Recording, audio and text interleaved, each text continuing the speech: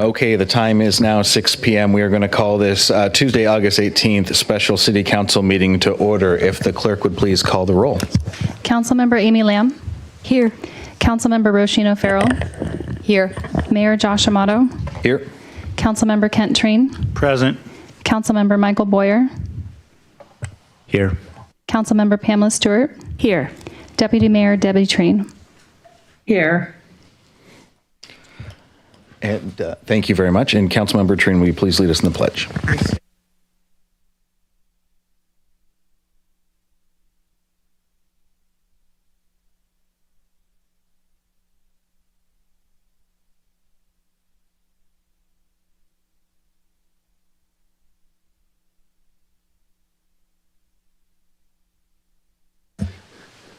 Thank you very much. And Councilmember Lamb, will you please read the land acknowledgement statement?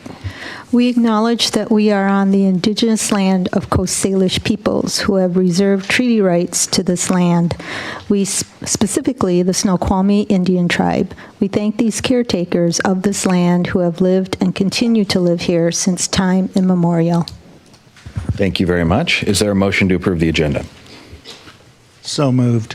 Second. It's been moved and seconded to approve the agenda. Any? Okay, all those in favor say aye. Aye. Nay. Opposed? Deputy Mayor, did you say aye? Yes, I did. Okay. Perfect. All right. Motion carries 7-0.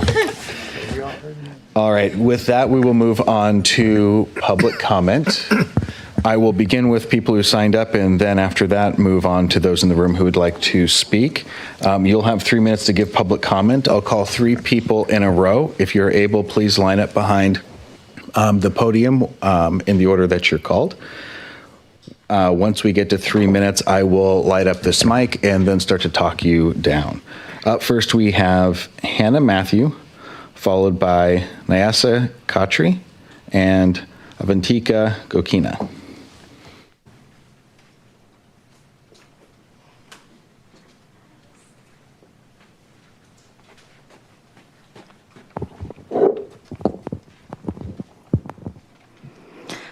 Whenever we hear statistics about sexual violence, it's easy to view them as numbers. But in reality, they aren't just numbers. Each number is a person who had their own dreams and aspirations for their life, whether that be to attend their dream university, to start a family, or to travel the world. But the future that they had hoped for had been shattered due to the cruel act of another. My name is Hannah Matthew, and I'm here today with 4 of my close friends who make up Unmuted, a youth-led initiative dedicated to spreading awareness of sexual violence and breaking down the stigma surrounding the topic. Our organization was started by youth for youth. As the name of our initiative suggests, we chose the name Unmuted because oftentimes, conversations surrounding sexual violence are met with silence. We started this organization because we want people to understand the issue, not just to memorize some numbers or statistics. My friends and I hope that we can make conversations surrounding SA less taboo and more informed. We want people to realize that awareness isn't something we just have to leave for adults to take care of, but rather that we can be a part of creating that change. Since our launch in early July, we've shared content through our social media, held community outreach events at our local farmers market, spoken with the LWSD board, created an educational website where we share the stories of those who have been affected by SA, raised nearly $400 in donations, and reached over 150,000 people through our efforts. We started Unmuted because we believe that silence should never be the response to something that deserves to be heard. We started Unmuted because we care, and we hope that you all do too. Thank you. Thank you for your comments. Nyasa, then Avantika, and then Anika Shrivastava. Hello, my name is Nyasa Khatri, and I am here today to speak on behalf of Unmuted, a youth-led initiative dedicated to spreading awareness about sexual assault. 1 in every 2 women and 1 in every 4 men experience some form of contact sexual violence in their lifetime. Society continues to stigmatize survivors, which makes it difficult for them to speak up about their experiences, seek support, and hold perpetrators accountable. Our goal is to combat victim blaming and the negative perceptions surrounding sexual assault survivors. We started Unmuted because we wanted people to understand the situation at hand, rather than simply creating another social media account. We wanted to create something that educates our community and encourages people to speak openly about an issue that is too often kept silent. In just the past month and a half, we have hosted 2 stands at the Sammamish Farmers Market, gained over 150,000 interactions on social media, raised up to nearly $400 in donations, spoken with the LWSD board, and created an educational website where we share anonymous stories from survivors whose lives have been affected by sexual assault. Many people reached out to us saying what a wonderful job our initiative is doing and how much they appreciated us speaking up about this topic. We've heard from people who simply thanked us for having the courage to talk about an issue that can be difficult to discuss. As young people, we believe that change begins within our communities. Local leaders have an important role in creating an environment where survivors are believed, supported, and never blamed for what happened to them. Our mission is for others to not be afraid to speak up about sexual assault, because no one should have to suffer in silence. Change starts when we are willing to speak up, listen, and stand together. We hope you will join us in creating a community where no one has to suffer in silence. Thank you. Thank you for your comments. Avantika, then Anika, and then Davisha Aurora. Good evening. My name is Avantika Gokina, and I'm here with Unmuted, a youth-led initiative striving to spread awareness about sexual assault, especially in our community. Many people assume that sexual assault is a rare event that only happens in dark alleyways or in dangerous areas, but it's not. Sexual assault can happen anywhere, in someone's house, a car, or at school, and it definitely happens in our community. Society often blames victims, incriminating what they wore or how they acted rather than blaming the perpetrator. This makes it incredibly difficult for survivors and takes a toll on their confidence. Our goal as Unmuted is to let survivors know that they are not alone and to break the silence around sexual violence. We want to make sure that survivors' voices are heard and work on prevention by educating the general public on consent, boundaries, and inappropriate behavior. Most people know that sexual assault is wrong, but awareness doesn't only include talking about it after it happens, it includes prevention. We want people to know the warning signs and what to do next. As Unmuted, we have shared posts on social media, held stands at our farmers market, and spoken at an LWSD board meeting to encourage change and proper action regarding how the district handles sexual assault cases. Through our organization, we want people to be able to speak freely about their experiences, receive proper justice, and access the help they need without fear. For change to happen, the whole community needs to come together and feel supported by their leaders. Support resources should be promoted more and made easily accessible. Educational content about consent and boundaries should be distributed and taught to our youth early on, and opportunities should be created for our youth to work with community leaders on prevention and awareness. Our mission is to bring confidence to survivors and break the stigma around sexual assault, because everyone deserves to be heard and supported. Change only comes when action is taken, so we hope that you join us in help making our community somewhere that people feel safe and reassured. Thank you. Thank you for your comments. Anika, then Davisha, and then Jillian Wallace. We teach children what to do when there's a fire. We teach families what to do during an earthquake. We practice these emergencies every single year. But what do we teach when someone is the emergency? A person who does not have consent. Good evening. My name is Anika Shrivastava. I'm a high school student from Eastlake High School, here with Unmuted, a youth-led organization focused on creating awareness about sexual assault. I want to make one thing clear. Sammamish has resources, but having resource is not the same thing as having a solution. If someone doesn't know where to go, what will happen when they speak, or whether they'll be taken seriously, the resource might as well not exist. I know students who want to speak up, but don't know where to turn to. No one should have to choose between staying silent and being afraid to speak. This starts even younger. Children may not understand boundaries or have the words to explain when something feels wrong. Yet these conversations are often barely addressed in elementary schools. Parents need support too. Without these conversations, children may not know what's happening to them and who they can turn to. Even if these conversations may be difficult, they should still have them. Silence does not protect children. Education does. Washington data shows that approximately 45% of women and 22% of men experience sexual assault in their lifetime. Thousands of offenses are repeated every year, while countless are never even reported. We support survivors, but do we treat sexual assault with the same seriousness it deserves? Awareness isn't about knowing sexual assault exists. Awareness is knowing what to do about it. So I'm not asking Sammamish for another hotline.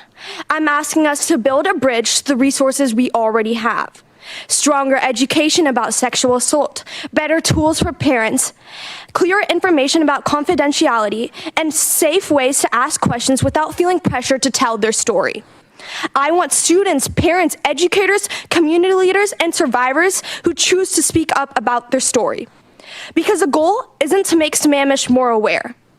The goal is to make Sammamish a community where when someone asks, "Who can I talk to?" they have an answer.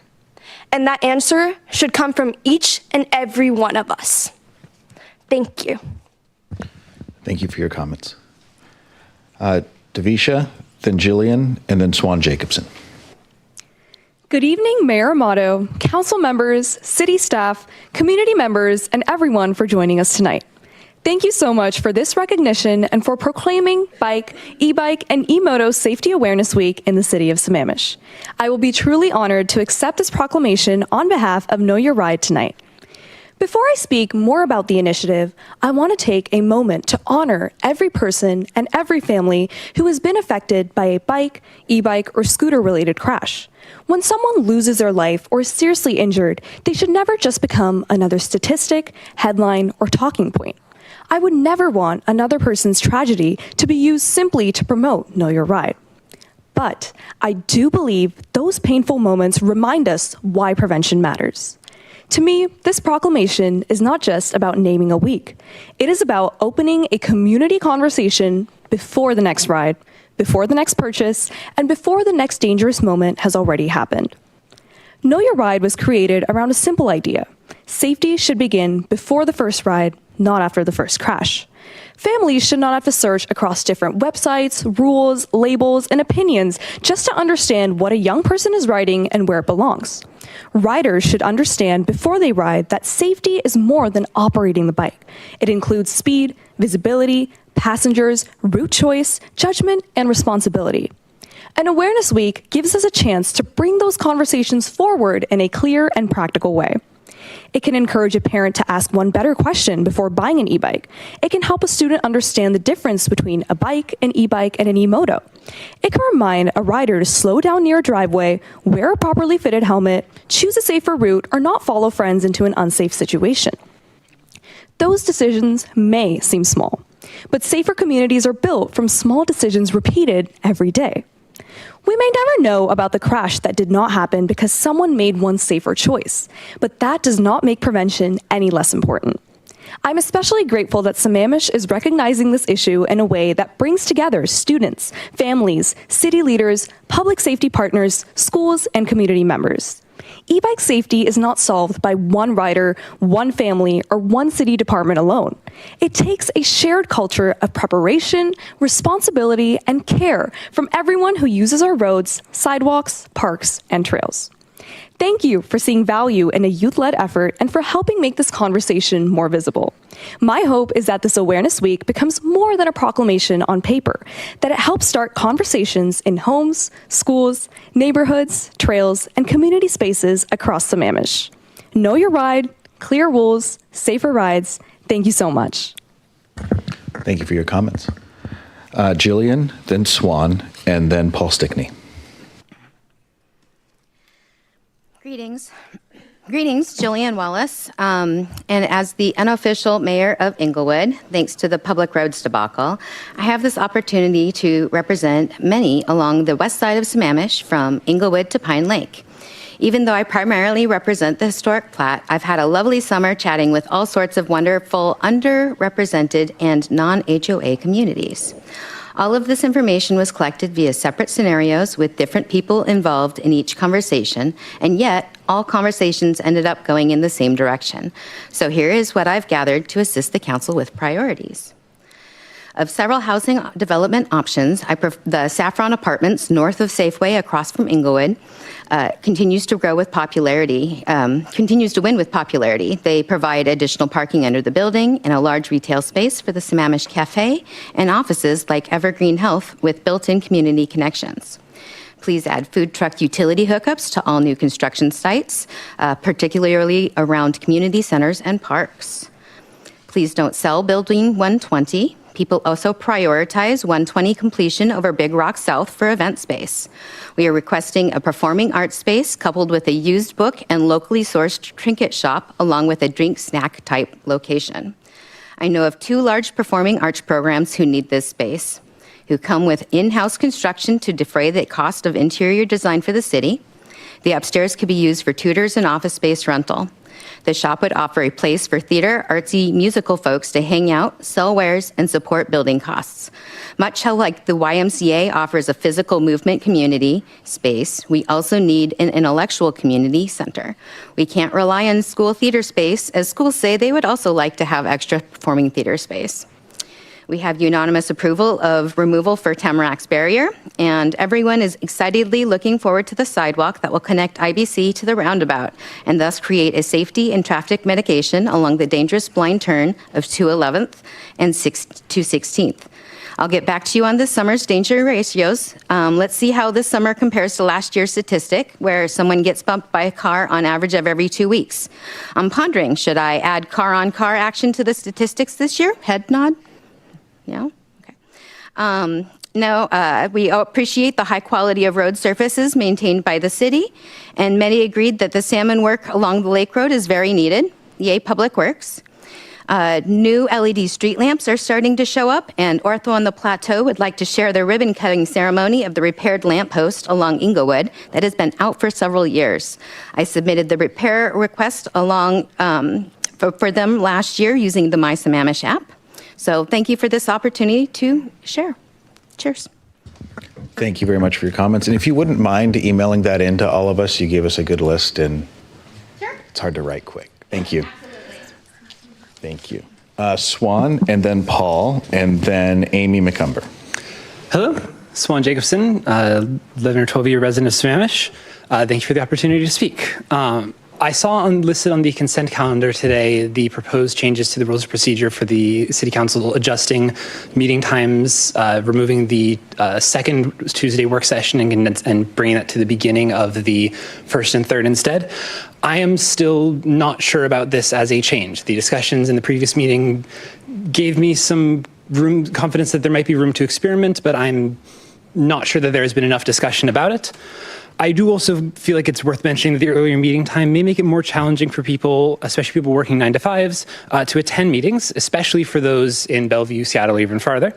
The current 6:30 time gives interested residents ample time to return home and prepare themselves, especially when it isn't changed to 6 o'clock without clear notice. Fortunately, Jillian let me know. Additionally, I will also say, per the Council's Rules of Procedures, Section 4.1.5 criteria for consent calendar, I do not believe that changing the Council's Rules of Procedure meets that criteria for a valid consent calendar item. I don't feel like Council concluded the previous meeting with a clear consensus. Issues were raised that have not been publicly addressed, and it is not a routine matter. My understanding from the previous meeting on July 21st was that there would be further discussion preceding a final decision during this special session instead of it simply being approved. I would like to politely request that a council member withdraw item 3, amending the City Council Rules of Procedure, from the consent calendar and have it placed for discussion later in the agenda. Barring that, I would at least like to hear it explicitly stated that the Council is unanimously in favor of this change and believe it is worth testing, allowing for the proposed work culture and presentation availability timeline adjustments that were brought up last meeting. I do also want to know, to at least whatever degree is reasonable, that the staff most affected by this change have been consulted and are overall at least neutral or in favor of testing it. I don't intend to prescribe or predict their opinion. I genuinely just want to make sure that they have actually been asked, especially if the change in hours might involve hearing union voices. So that including people like the clerks who are here, technicians, legal, and other frequent presenters, such as David Pyle, not to put him on the spot. So Not to say that we shouldn't go ahead with this change. It is certainly possible that it is worth experimenting and giving a try. I don't want to say that it isn't, but I don't feel like sufficient discussion has happened for it to just go onto the consent calendar, which I know is a little ironic considering how much conversation there does happen for a lot of other topics. Thank you for the opportunity to speak. Thank you for your comments. Paul and then Amy.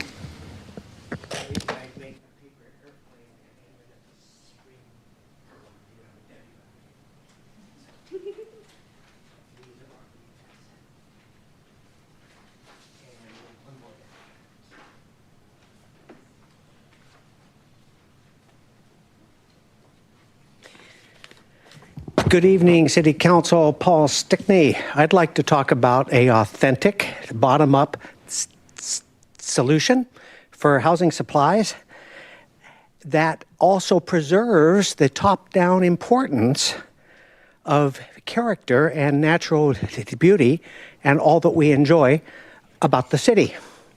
I'm not going to read what's here, and this is what I sent to you today. It's pretty short compared to what I usually do. I am learning to get much more concise. And with this, there was a PDF attached that had 9 pages that are a very quick review. But each of those pages has the links.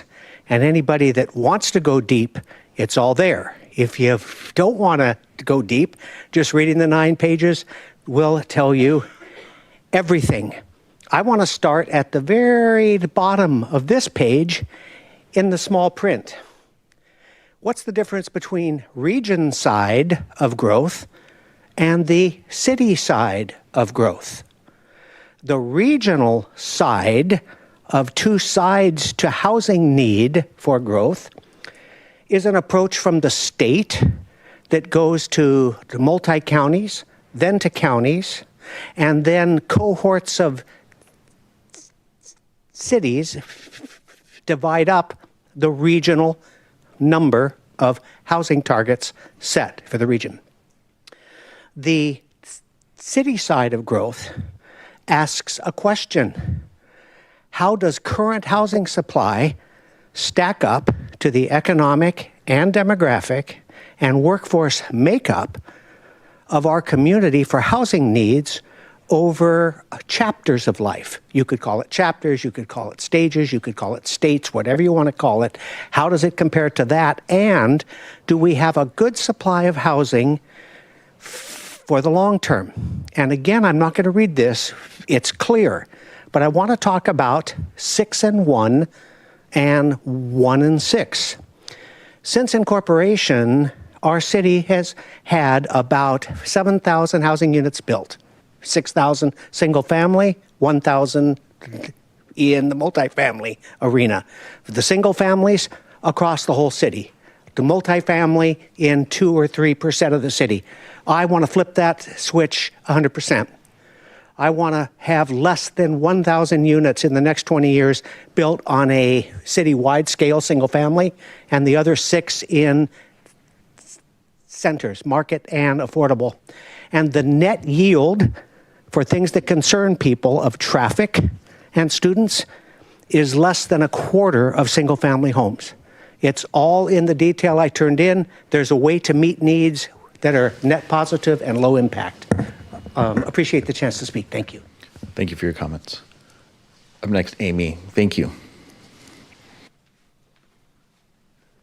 Thank you. I'm here to address the Tamarack blockage issue, and I appreciate the opportunity to speak. So recently, we've been experiencing right on Thompson, or right on East Lake Sammamish, there's a lot of construction going on right now, which doesn't seem like it will be letting up anytime soon. And sometimes there have been people who have been waiting for many, many, many minutes to the point where they start turning around. And having an autistic son that's very used to things being very regimented and not understanding these things. And, if recently there was a med change that the doctors kind of messed up on. Anyway, it made things even more difficult. And then on the 212 side, which is the only other way out right now due to the blockage, that is also a 1 lane road, which demands that you stop for long periods of time as well. So basically there is no way out or in at times without long delays right now. Having lived there over 30 years, I do know that that road had been open. It's an easement. It's a legal easement. Still is a legal easement. Always will be a legal easement. So there were very few cars that would go up and down that road. It was not like a big highway. It was a very, very minimally used road. There are other roads that are maybe favorable, generally speaking, but in the instance of this, there's a reason why it's there. You know, we need to have another access. It's there. We have a right to it, and I really would love to see that this is taken care of. And I do want to let you know that it would be no cost, because we have made contact with people who are willing to volunteer their time and efforts and energy to come and alleviate that problem and make sure that it's safe and removed. And that would be no cost to the city. It's just, I'm asking for it to be righted, and I appreciate the time. Thank you so much. Thank you for your comments. And I know you've been here a couple times on this issue, and sometimes you can feel like you're talking to a brick wall up here because we're not in a position to respond directly in this situation. But the city manager did have a quick update he wanted to provide for you on this. He has been working on something. So. Yeah, good evening, Amy, and Andy Parks, interim city manager. Yeah, I'm familiar with your situation. Of toured the entire site, and have also looked at the communications that have come from former city manager Scott McClure to the residents in that area related to this, indicating, it is a private street, it's on private property, and so forth. Having said that, have talked with staff and have requested, a look into what options might be available to the city to ultimately provide for a means to open that street up. Haven't got that. That's something that's in the works, and hopefully within the next 2 to 4 weeks we'll have some better answers that we can talk to the council about and see what direction they may want to go. So again, thank you for bringing this to our attention and staying on it. We'll look into it and see if there's anything we can do. Okay, thank you very much. And with that, is there anyone in the room who did not sign up for public comment but would like to give public comment at this time? Okay, did we have anyone register for online public comment? We do. Per the reasonable accommodation, those who have pre-registered and would like to give comment at this time, please raise your hand.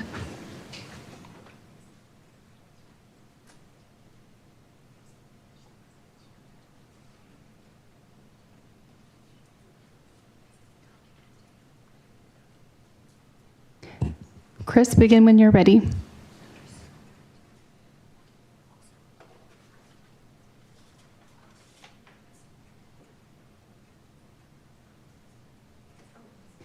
Chris, it looks like you're muted. If you can unmute. Thank you. That does help. Now maybe my camera will focus eventually. Hello, council members. My name is Chris Davis. I sent an email last night to the council regarding public endangerment for e-motorcycles. I hope you have read it, or will do so if you have not yet. I will not comment further on that tonight. However, I would like to provide some feedback on the mayor's proclamation on this topic that was included in the agenda materials. While the current proclamation is positive and well-intentioned, it is far too general. It emphasizes informed conversations, responsible riding, helmets, speed limits, visibility, and route awareness, but never tells residents what the city most needs them to understand about e-motors. In fact, e-motors are mentioned at the top of the proclamation, but then never again in the rest of the text. The text needs to talk about things that directly link to the problems that the city is facing. I don't know if there's still a window to revise the proclamation, but I certainly hope that there is. For the e-bike and motor safety awareness week, I would respectfully suggest making the proclamation explicitly communicate 4 things. First, know what type of vehicle you have. Second, e-motos are not the same as e-bikes and different laws apply. Third, riders must know whether they are old enough and where the vehicle may legally be ridden. And fourth, that all riders must obey traffic laws and protect pedestrians. It should also be written to speak directly to parents, since they are usually the people purchasing these vehicles. I will send out my comments and an example of a potential rewrite following this meeting. Thank you for your consideration. Thank you for your comments. We have one more public comment online.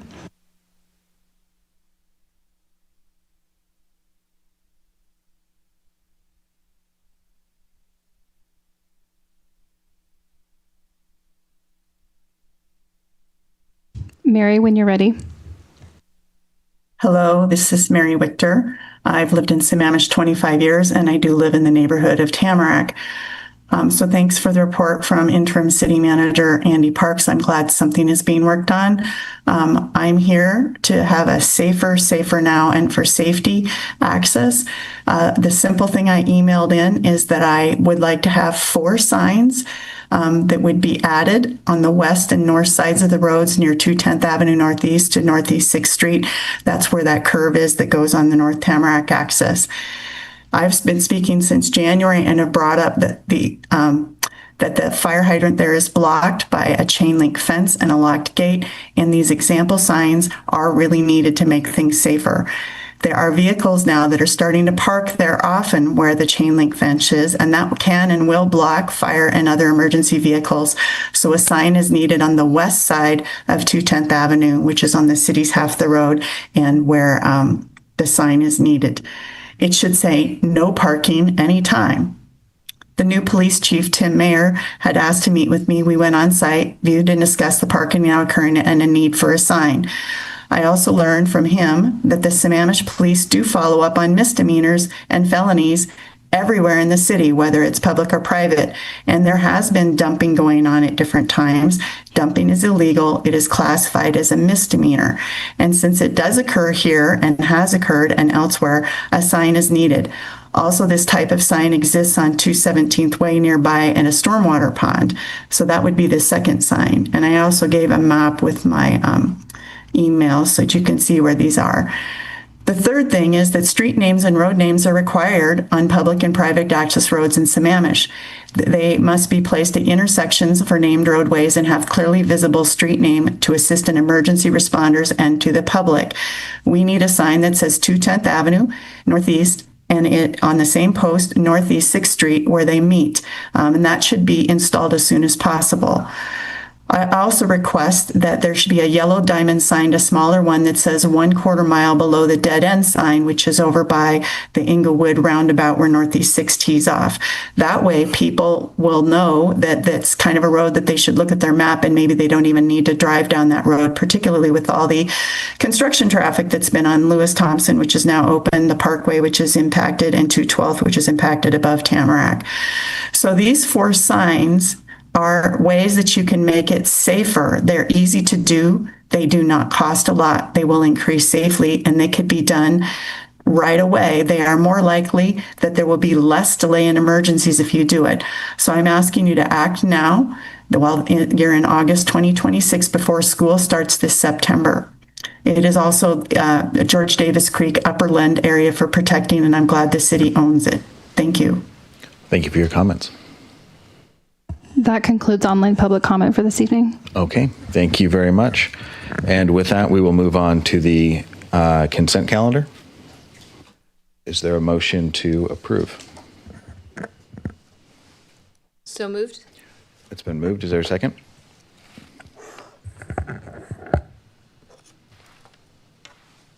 Is there a second for the consent calendar? Second. Okay. Councilmember Lamb, did you want to?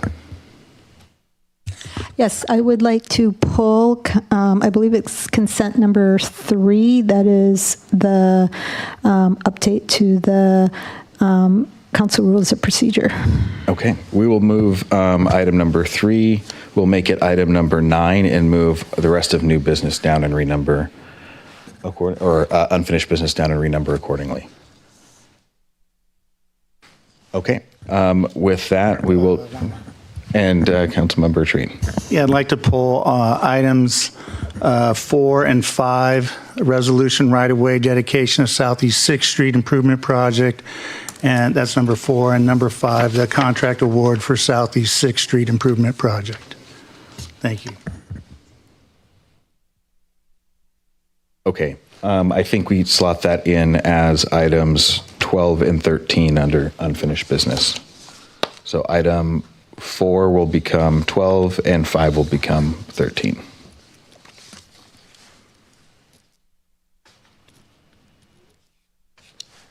Okay. Anything else? Okay, and with that, we'll vote on the consent calendar as amended. All those in favor say aye. Aye. Opposed? Aye. All right, motion carries 7-0. We'll now move on to proclamation for Emergency Management Awareness Month. Councilmember Boyer, will you please read the proclamation? Yes, thank you, Mr. Mayor. Emergency Management Awareness Month. Whereas emergencies and disasters can occur anywhere and at any time, posing significant threats to life, property, environment, and the economy. And whereas emergency management is an essential public safety function charged with coordinating the actions of communities and all levels of government to protect lives, property, environment, and economy. Therefore, during and after emergencies and disasters of all kinds, and whereas the Washington Emergency Management Division, emergency managers across all sectors, including tribal and local jurisdictions, and community leaders dedicate innumerable hours to developing preparedness, response, recovery, mitigation to programs to protect the lives and property of everyone living in the state. And whereas emergency managers serve the people of Washington by responding to emergencies and disasters each year, demonstrating commitment, compassion, and professionalism in protecting the public. And whereas the efforts of our state's emergency managers have helped thousands of community members across the state rebuild and become more resilient in the face of adversity. And whereas Washington State is grateful for those efforts during recent challenges, including the historic flood in December of 2025 that resulted in 383 emergency rescues and approximately 1,000 assisted evacuations. Now, therefore, the Honorable Bob Ferguson, Governor of the State of Washington, does hereby proclaim August 2026 as Emergency Management Awareness in Washington.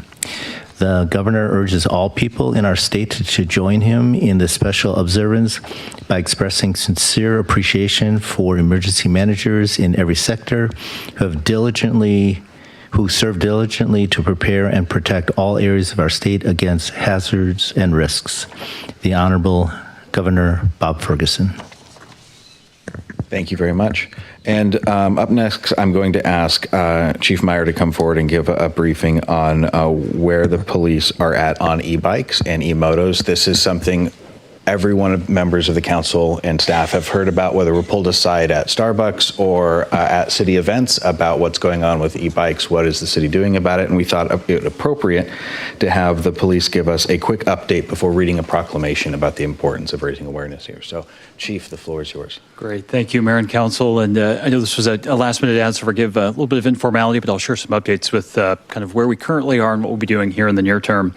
Our current approach has been very much centered on education, and that really began probably last July when we initially put forward the Traffic Tuesday video that was completed by our traffic sergeant, Derek Jones.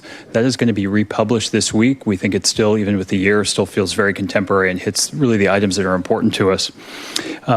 In addition, in the August newsletter that has already been mailed out, we do have the very visual comparison I'll show here that compares the e-moto versus the e-bike as we seek to educate our neighbors there. Social contacts, and it continues to be, if you will, a level of enforcement. I had a chance to chat with a few of our officers here tonight, and I hear about parents that have been called as recently as a couple of nights ago. So there's some of that informal enforcement that's going. And I'll touch just very briefly on some of the challenges we have around enforcement in e-bikes. As we know, it is a problem that is not just here in Sammamish. I look at the national media coverage from the LA Times, Associated Press, and Wall Street Journal have all had coverage on e-bikes, so we know it's touching communities here nationwide, and we're very sensitive to that. I enjoy certainly the work of Divisha and others who are really keeping this up front. Some challenges to enforcement, as we mentioned, then I'll talk about some things that we look forward to in the next few weeks here. We know the RCW doesn't necessarily give us the clear language that we're looking for. It's almost like trying to stop a car based on the engine size. We don't know the wattage of the motor, the age of the rider, and that creates uncertainty. As police officers, we want to be certain in our contacts, and so that's why education has really been the foundation of what we've been doing. Non-compliance remains an issue. Moments before I walked in tonight, we heard the city of Redmond broadcast 6 riders had just ridden away from an officer, and so we know that there's a high degree of that. I was over with the Bellevue Police Department this morning on another detail, and they too are struggling with that compliance issue. But we think we may have some remedies, and maybe tides are turning. Feedback I'm getting from our sergeants is, in their words, the temperature is starting to come down a bit on these. And so hopefully some of our messaging and education is giving us some traction. One of the other pieces of closing on this, on the enforcement side, is infractions can be a challenge, because infractions for riders under the age of 16, as we know, go to the King County prosecutor. They obviously have very limited resources. That currently is not an enforcement priority, which we can appreciate, but that does remove sort of one lever that we have to try and get the compliance that we're seeking. I want to touch on some areas here in the very near term that we can do, and I anticipate these will be going out in just the next few weeks. We've looked to some of our partner cities and other contract cities within the Sheriff's Office. One of them in particular is the city of Maple Valley, a contract city. They found good success with a trifold brochure that they assembled. Here's a visual of it here that we can adapt very easily to Sammamish, and they distributed it through their schools. So as we have more contacts with our schools, looking at both Lake Washington, Issaquah, of course, they need to be partners in that, but we think that school distribution is important because it's going through to the parents, and that's going to be a very important piece we know. So we think that's going to be important on this.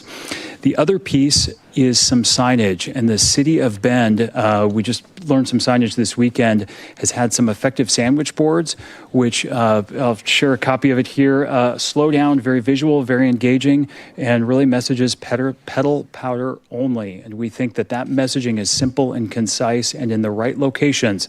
Say the commons in our parks sends a clear message, and again really focuses on that education and enforcement piece. These are some of the things we're doing. We know it's a very sensitive issue for our community. We certainly understand that. We know the statistics don't tell us everything. Sergeant Jones shared tonight that certainly in our collision reporting system, we've had no reported e-bike collisions in 13 months, but we're very mindful that those are probably underreported. And so we want to be sensitive to that, continue to get the education out, work with our stakeholders. We think our school partners are going to be a big part of that, messaging and signage. And I'll close with this. We see the city of Auburn has also made some ordinance changes. One of the changes for them allows parents and guardians to potentially be party to an infraction. And so we know getting parents involved and a little bit of that carrot and stick for parents can also influence some of that behavior that we're seeking. Thank you for this opportunity. Welcome a chance to answer any questions or return another time with a more formal presentation. I don't see any lights popping up here. So, Councilmember Lamb. So thank you for being here. What would you suggest if we see like teenagers or younger riding e-motos on sidewalks? Like, I know it feels really inappropriate to say, hey, you're not supposed to be doing that, but what should we do? Yeah, certainly our non-emergency line, reporting that up is good. We can respond, we can identify trends, see what's going on, and that'll give us a chance. Often what we find is the conversation, again, chatting with one of our graveyard officers here tonight, I heard that he was investigating a separate collision, identified these kids who were riding bikes for which they were not age appropriate, and oftentimes we think that call to, in this case, mom, is probably going to prevent that going forward. So we know a measure of inconvenience both for the rider and the parent can be an effective tool. So we'd like that opportunity. Okay, thank you. Councilmember O'Farrell. And Chief, sorry, one last question. Thank you. Personally, I've see like a little group of 2 or 3 riders on 228 and they're riding in the middle of the road on the dotted line, doing wheelies or maybe standing up on doing all kinds of dangerous behavior. Sure. Is that a call to 911? Yeah, I would say it would be situational dependent, but yes, we would consider that an emergency because even though at that moment it's not, we know, for example, on our thoroughfares on 228th, for example, that hazard can appear at any moment. So we'd want to be responsive. Yeah. Okay. Thank you. Thank you. Councilmember Stewart. Yeah, and you don't have to answer this one right now. I don't want to put you on the spot. But you mentioned that the RCW lacked some clarity and some information. So it would be great for us to know what you might like to see changed in that RCW that we could potentially advocate for with our state representatives. Thank you. We certainly, if you ask police officers, we'd love to draft legislation, but we appreciate there's a process for that. And certainly with e-bikes, I think some more clarity. Certainly when we start to define the bikes based on wattage and whether or not they have pedals becomes very difficult to enforce. And so I think certainly a legislative fix at some level would be helpful. The Auburn ordinance is encouraging because it does invite parents into that equation, and we think that's going to be a key piece to getting the compliance we're seeking. Excellent. Thank you. Thank you. Thank you very much. And Councilmember Stewart, would you please read the Bike, E-Bike, and E-Moto Safety Awareness Week proclamation? I would be happy to. Thank you. Whereas bicycles, electric assisted bicycles, and other emerging forms of personal transportation are becoming an increasingly visible part of how people travel and connect throughout Sammamish. And whereas the continued growth of e-bikes and other electric mobility devices presents new opportunities for accessible and sustainable transportation, while also increasing the importance of clear, understandable, and age-appropriate safety education. And whereas safe and effective transportation starts before a ride begins, with informed decisions supported by clear information and ongoing conversations among young people, parents, schools, public agencies, and community organizations. And whereas community education plays a vital role in encouraging responsible decision-making, increasing awareness, and a better understanding of rapidly evolving transportation options. And whereas back-to-school season approaches, it is important to remember responsible riding practices such as helmet use, speed limits, visibility gear, and route awareness. Now, therefore, Josh Amato and the City Council of Sammamish do hereby proclaim August 31 to September 6th as e-bike, bike, and e-moto Safety Awareness Week in the City of Sammamish, and encourage everyone to continue engaging in informed conversations about responsible riding practices and our shared responsibility to keep our roads, trails, and community safe. And I'd like to just add that tonight we've heard a number of resources for parents. If you're going out shopping for any kind of electric anything, please check the laws. Please check the Know Your Ride site. Please check the City of Sammamish police site. There's a lot of information out there. Please make informed decisions. It is the safety of your children and the rest of our residents that is of utmost concern. Thank you. Thank you very much. And we would like to present the proclamation to Davisha and the Chief. If you'd like to please come forward, we'll step over here and take a quick photo.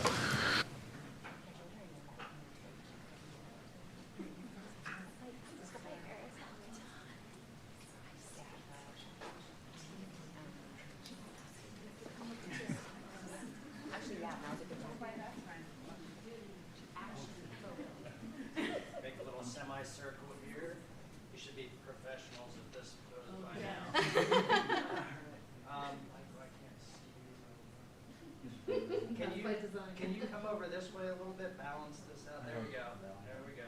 There we go. I think it's move over, Michael. Yes. Trying to say. 1, 2, 3. Look right here. 1, 2, 3. Great. One more. Yep, one more. Yeah.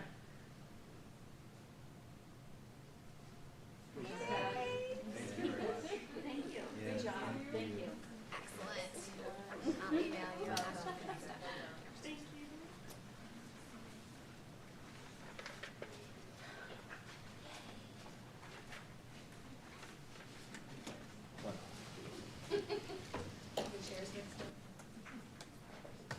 All right, we are now moving on to unfinished business. Mr. City Manager, if you'd like to introduce the council rules.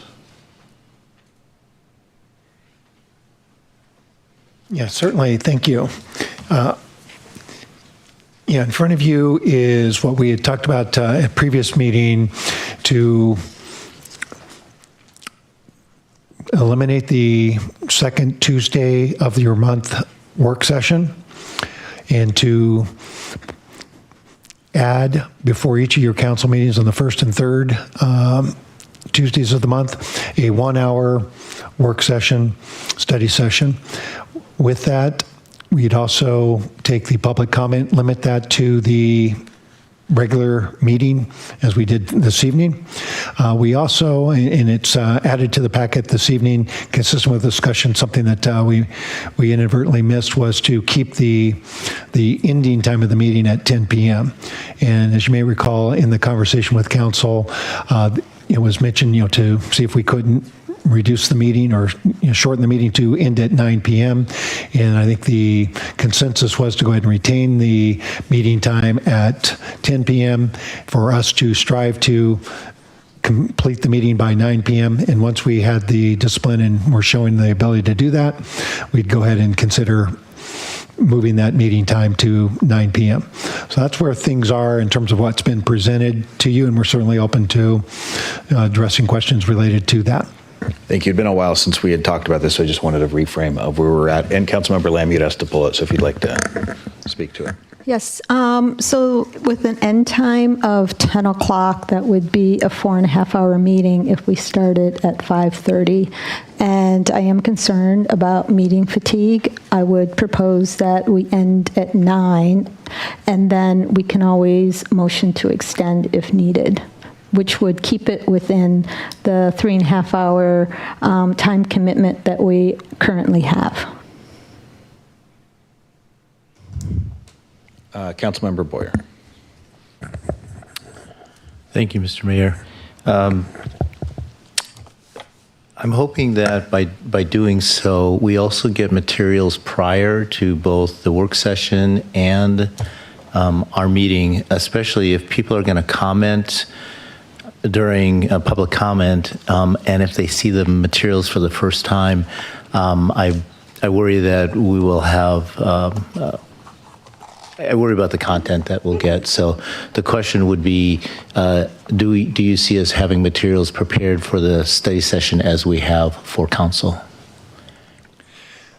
Yes, Councilor Boyer, that is our intent, to be able to distribute that information timely, consistent with the materials that are being presented to you for the regular meeting. Councilmember Stewart. Yeah, I'd like to kind of add on to what Councilmember Boyer was saying. One of the challenges we've had is that we get much of the content in advance, but oftentimes the presentations we don't see until we're in the meeting.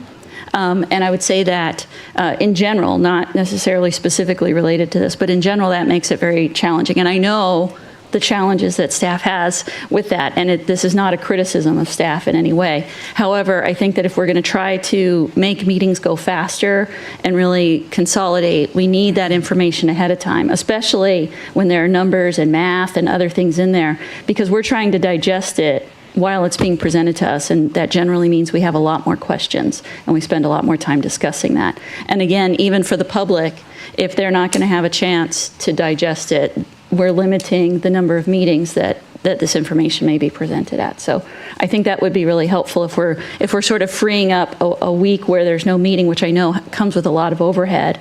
Is that a commitment that we can make to not have new material presented for the first time in any meeting? That is certainly what we are endeavoring to do, and that's been the discussion at the leadership meetings and so forth, to get these materials prepared, ready to go out the door. We've had a few little slips this week in getting some of that. This particular update on this particular item, as an example, getting to you today with the updated edit, and it's going to be a work in progress. We will continue to endeavor to make this something that it's perfect but it won't necessarily be. But that'll certainly be what we endeavor to do. Have certainly the presentations, and I hope that what you're seeing in the presentation materials as well is streamlining the content of those and having memos or other materials that are referenced as attachments, et cetera, as opposed to Word or presentation materials that are effectively a Word document in a slideshow. So, that's something that we're endeavoring to do to, again, create a presentation that's more concise. Materials are there should you want to dive in and read more.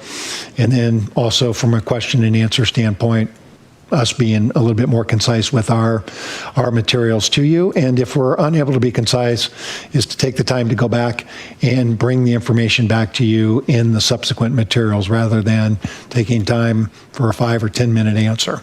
Great. And then also for the public, I know there was some concern, I think some valid concerns about earlier start times and public comment. These would be like the study sessions, so we wouldn't be making any decisions in that 5:30 to 6:25 timeframe. That would be an information only, correct? Yes, it'd be information only. The other thing, and we've seen numerous communications via email and so forth that we've received, and that's certainly a viable, choice to be, getting that information. Council sees that. We, as staff, see that as well. Yeah, so I think just a message back to the public, since I think we want to try, if the staff thinks that this will help them save time and things, that people will still be able to comment at the first part of the regular meeting on anything that was presented, and that won't be the only meeting where that's presented. So before any decisions are made, there would be subsequent meetings. We wouldn't be presented something at 5:30 and then making a decision on it in the 6:30 meeting. It would be in a separate week, correct? Yes. Yeah. Thank you for bringing that up. Our program in terms of bringing you information is to bring it up in a work session if it's a significant policy issue. That would be followed by an introduction at a regular council meeting, a subsequent date, and then based on feedback from that, either coming back as an action item or going back for more work to bring it back again to make sure we addressed everything before ultimately action. But we would not envision seeing anything that, came forward on a given date, first time you're seeing it, expecting action. It would be the rare exception, and we'd call that out so that there's plenty of disclosure on that. Great. And then just a couple other logistics questions, again, just to try to address people's concerns is, one, would the recordings be two separate recordings? So there would be one for the work session and then a separate one for the regular meeting starting at 6:30?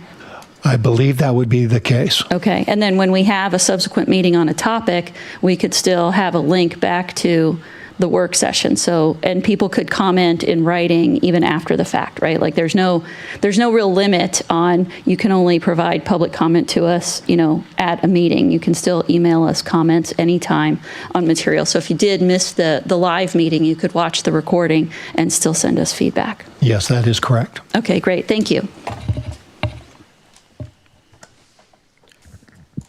I had one question. So one of the commenters asked about staff feedback on this and what their feeling was. Public community development, for example, they have 2 planning commission meetings and then 3 city council meetings, and they're usually a star player in most of our meetings anyway. That's a lot of prep and rewatching meetings and everything. So what's the feeling from staff on the reduction of? I haven't received any negative feedback. Okay. Yeah. Thank you. Councilmember Boyer. Thank you, Mr. Mayor. Yes, Mr. City Manager, I just want to emphasize or clarify, and I think Councilmember Stewart covered it, but what was difficult for me is when the materials were different that came before, and then we saw them here, and it was hard to respond that quickly. So I guess the intent is, even for what's presented here, you're saying that would be sent out prior, correct? That's the intention. Yeah, the presentation materials, the slide deck would be something we're endeavoring to send out with the regular packet. Not adding those, as has been kind of historical, I think, in terms of potentially even bringing it the night of the meetings. So, the direction coming from me is that we want that information going out as a part of the initial packet release. Yep. And prior, we had public comment before study session, after study session, that was on another day, and then public comment for our council meeting. So now that all is going to be combined into public comment prior to our normal council meeting. Is that correct? Yeah, so you'll have your regular work session. Folks that are ultimately in attendance to that, if they choose to stick around for the regular city council meeting, it's early on in your agenda for them to then provide comment for both what was on the work session agenda as well as anything that's on the city council agenda or any other matter that they wish to come to speak to. Very good. Thank you. Okay, I see no other lights on, so is there a motion on this topic? Councilmember Lamb. I would like to, again, maybe this is an amendment. I'd like to make an amendment that that we have a 9 o'clock end time and we can motion to extend if needed.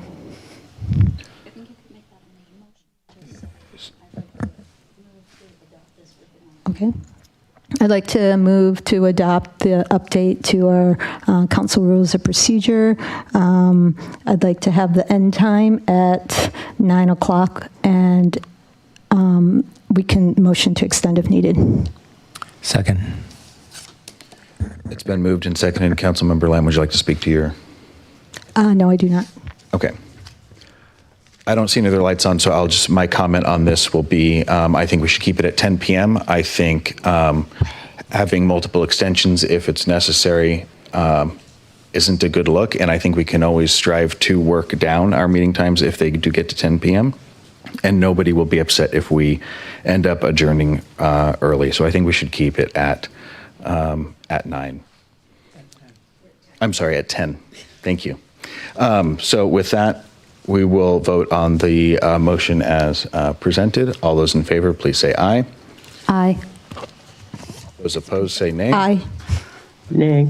I'm sorry. I'm sorry, what are we voting? Are we voting? We're voting on your motion as presented. So 9 p.m. end time. 9 p.m. Yeah. Yeah. Aye. Okay, so all those in favor say aye. Aye. Aye. I got 3 ayes, I believe. Okay. Those opposed, nay. Nay. Nay. Nay. Nay. Oh, I'm sorry. Okay. Motion fails 3-4. Okay. Is there another motion? I move to adopt the resolution Exhibit 1 amending the City Council Rules of Procedure to revise the council's meeting schedule. Okay, is there a second? Okay, there's been a motion and a second. Councilmember Trina, would you like to speak to your motion? No, thank you. Okay.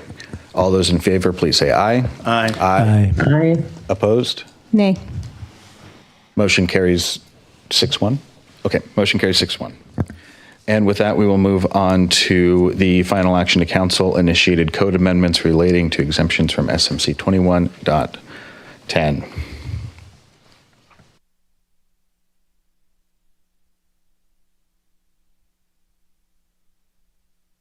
I believe, Mr. City Manager, you're doing a quick presentation on that one?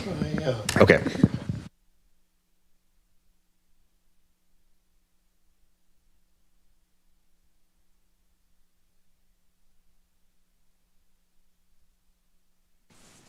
Thank you, Mr. Mayor. This particular item is one that the council has spent considerable time on.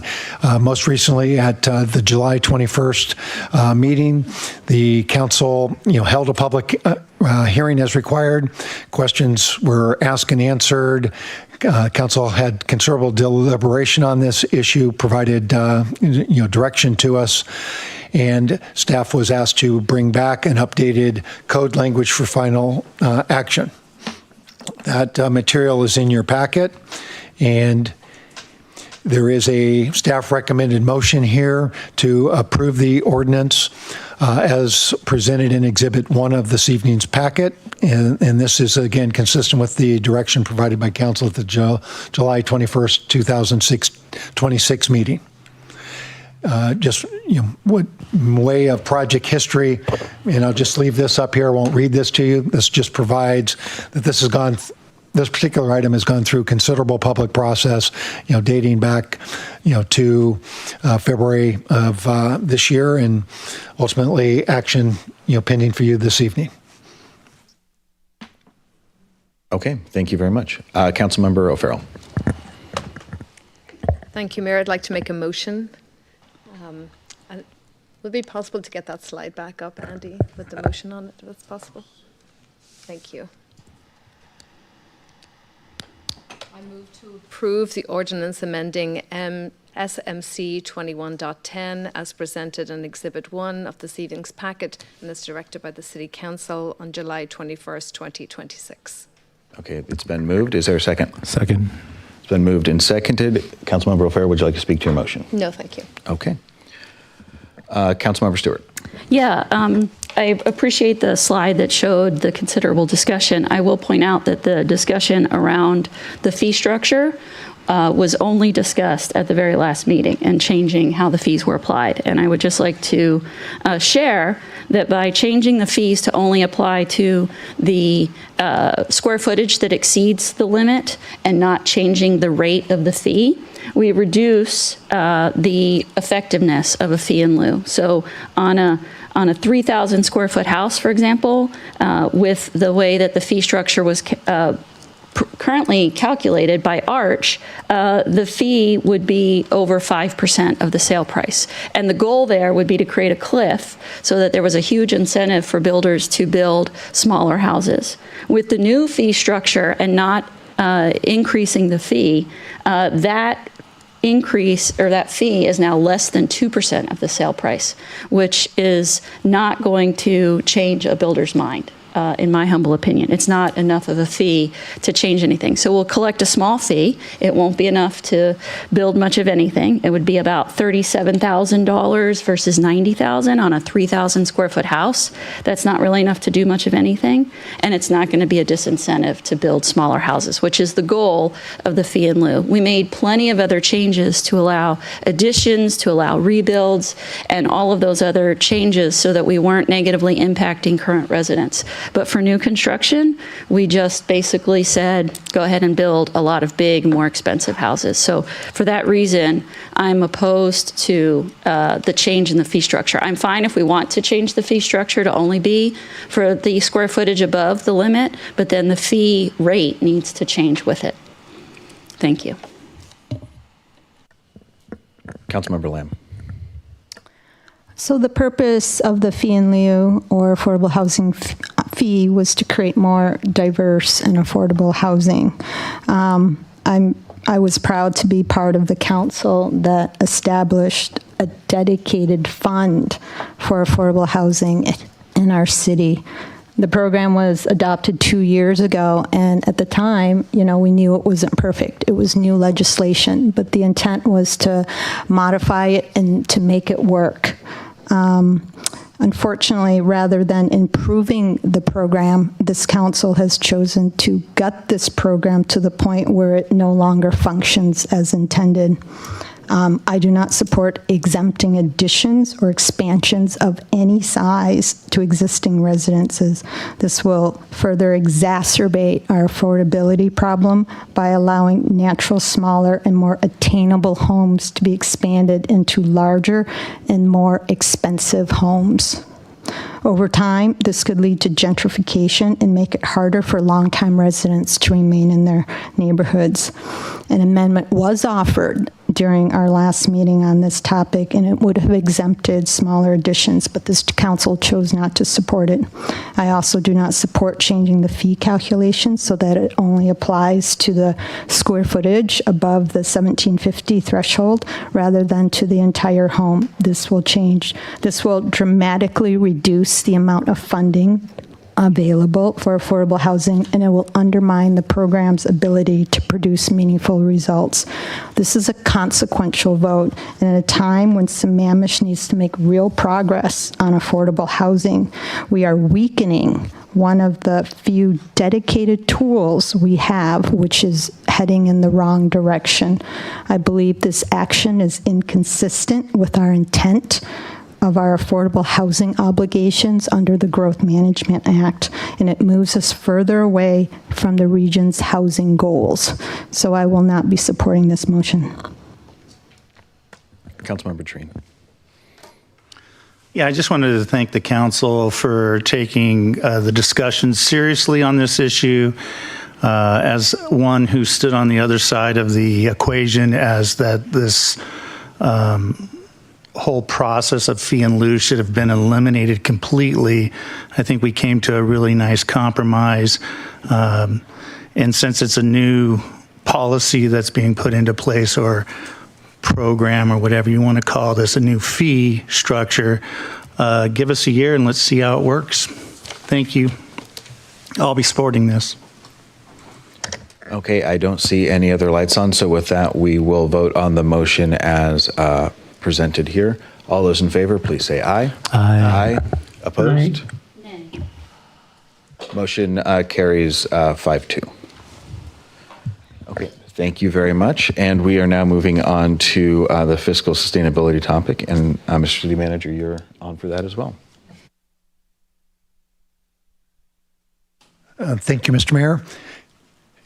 The deck should be coming up here in a second. This, conversation, again, related to financial sustainability and seeking some concurrence guidance related to some of the bigger elements that we are moving forward with or plan to move forward with, and wanted to run those by you and, seek, again, your feedback.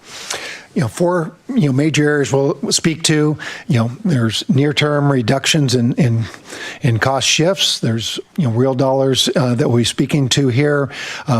They're all general fund oriented, and whether they're reductions or alignments, they're ultimately benefiting the general fund. There are near-term councilmatic revenues that we'll speak to. There are some longer-term positioning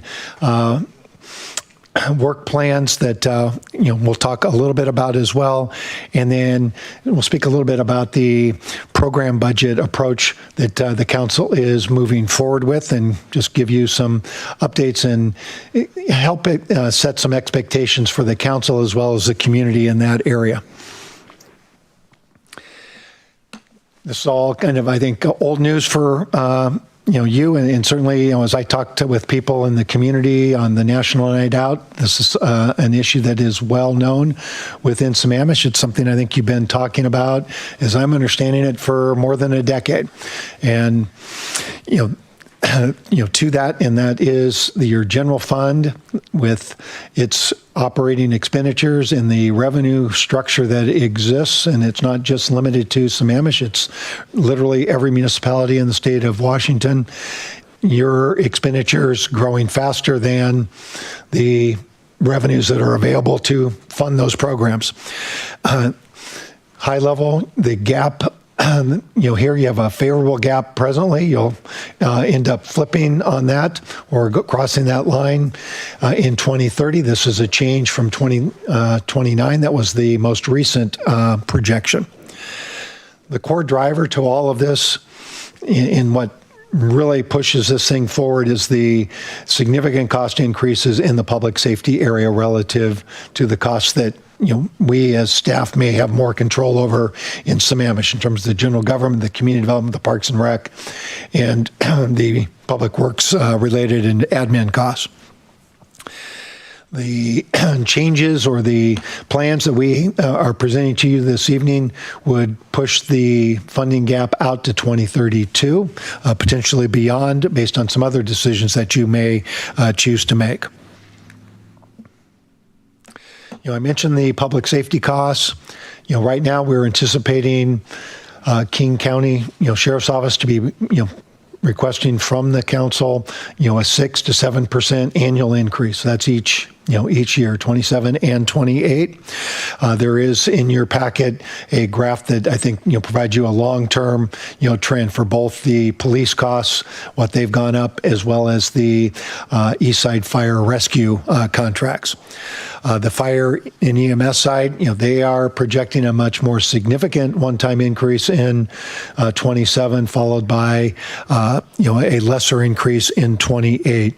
And a big component of that cost is they're bringing in a labor agreement. 1, 2, they have significant overtime, and they're bringing on staff that addresses that overtime. And then they are also requesting to bring on additional staff to address what they believe are service, needs that the community is desiring, and they're bringing that forward. And I know there's, 3 of the councilors here that might, speak more to that, but that's what we know now. And there is a presentation coming from the fire chief. I believe it is September 22nd, and that'll be a special meeting of the council to get a full briefing on their proposal. The near-term proposal, in the area of cost reductions and cost shifts. In the current general fund, and has been the historical practice, staff that are involved with capital projects, and these can be engineers, project managers, plan management analysts, and so forth. Those costs, again, in the general fund, they're about $1.1 million in current estimates. We're suggesting that those be recovered, either costed in the capital projects fund or a reimbursement to the general fund for those capital costs from those capital funding sources. That'll provide, a reduction of the general fund subsidy, if you will, towards those capital programs. We've talked about vacant positions. Presently, you have about 18.5 positions that are vacant. This was somewhat on purpose by the staff, existing staff, recognizing that these would be, discussions that we would be having. We've gone through those positions and believe there are a number that we can hold vacant and not keep those positions in place and continue to maintain the existing service. We see that to be approximately $1 million. And as we get into the budget and we finalize those positions, we'll have a detailed schedule for you detailing those reductions. There's an indirect cost allocation that Vicki Carlson, the city's finance director, went through that process with you here, a few meetings ago, detailing that. It's a $700,000 cost recovery from the stormwater fund for work that the general fund staff is ultimately providing to the stormwater fund and can be recovered. We'll talk a little bit more about contracted services in the studies work here a little bit later, but we estimate that to be approximately $200,000 that we'd be able to save. So again, the feedback we're looking for, and we'll get that certainly open up for questions here at the end, is are you in alignment with these? Do you have questions about this and so forth, and we can respond to that and go from there. Near-term proposal on revenues. These are actions the council has the authority to make, and we've limited these to 2 items.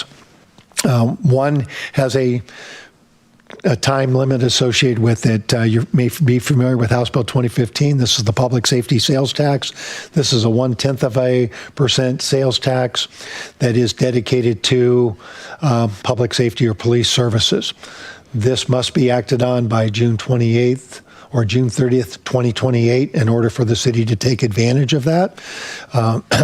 Talked with the county sheriff. It is something that has been done in other municipalities that they are contracted with, and they've got all the requirements. They meet all the legislative requirements that are in place. So there's no additional work that they ultimately need to do in order to, for the city to qualify for that. Taking that tax also provides the city the opportunity to pursue grant funds that are available at the state level, that if you're not a part or not taking advantage of this particular tax, you aren't able to pursue the grant funds. Also noted here is the property tax bank capacity. Right now you have just 1%. That's roughly $290,000.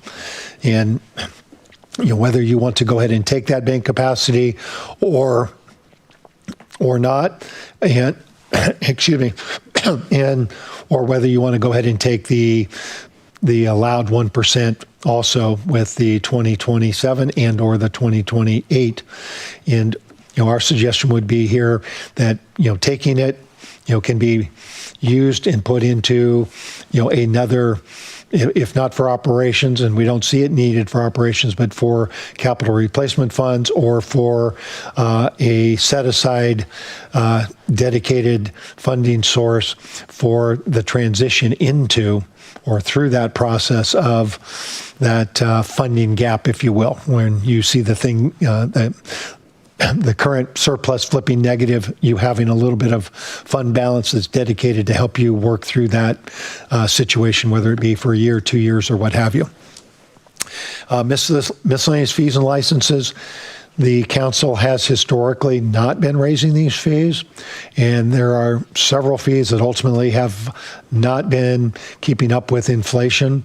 Community development is an exception to that, but there's a number of fees like business licenses that have not been updated for a number of years.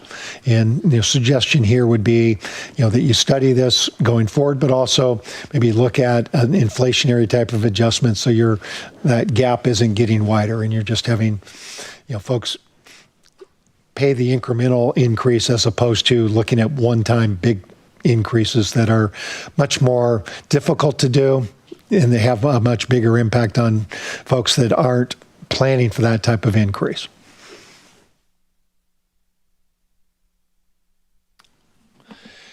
Kind of a summary on those two items I just spoke to. There's approximately about $3 million a year in cost reductions in cost shifts, and then $1.2 million if fully leveraged on the revenue side. So, a little over $4 million on an annual basis that, again, helps to shift that, crossover point from 2030 to 2032.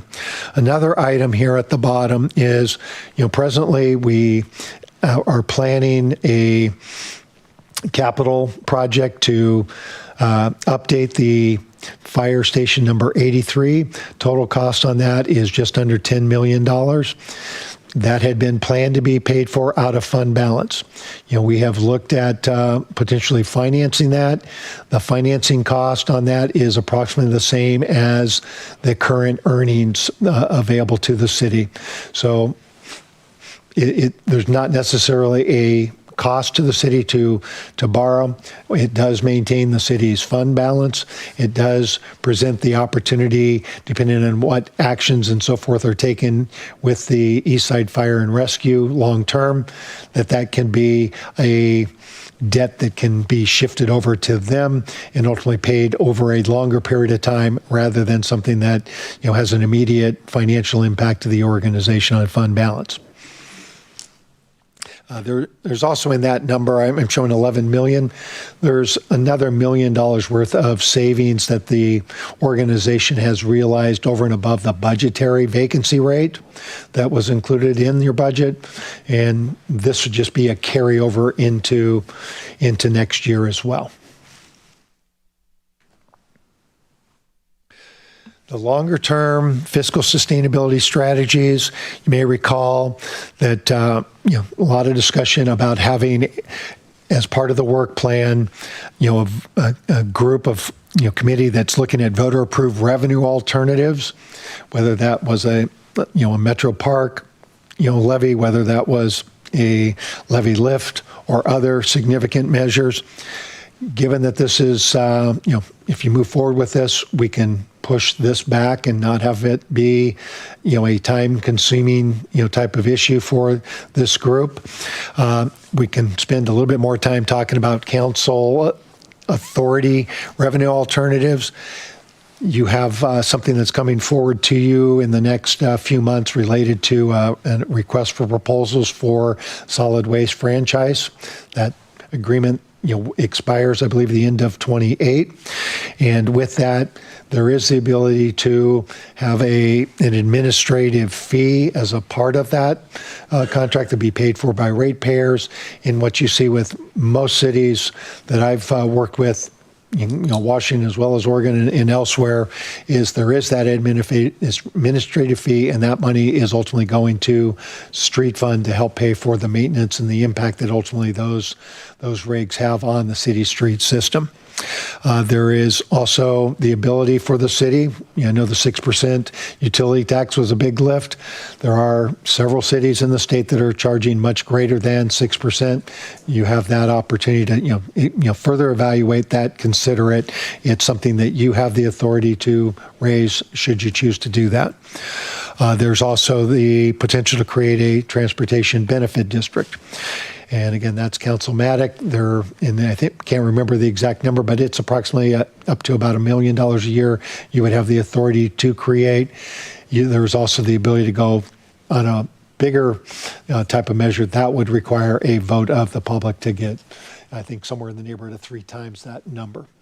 But those are all things that can be part of the work plan to fully evaluate those, consider those in relationship to your operations in where is your public, the citizenry related to those particular items on a long-term strategic funding basis. Another item that many of you have raised is, and we've heard, certainly from some of the public, related to growth and economic development.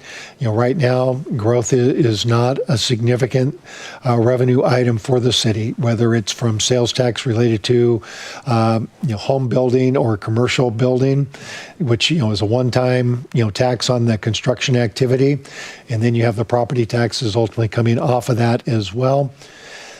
Having some of that may be, a desirable strategy. Without that, you will, I think, have, you'll face the decision, I think, sooner rather than later as it relates to the increasing costs associated with an operation that is really focused on revenue as your primary source being property taxes and the limits that is. So there'd be a need to move for other revenues, I think, at a more frequent rate than if there were some level of growth.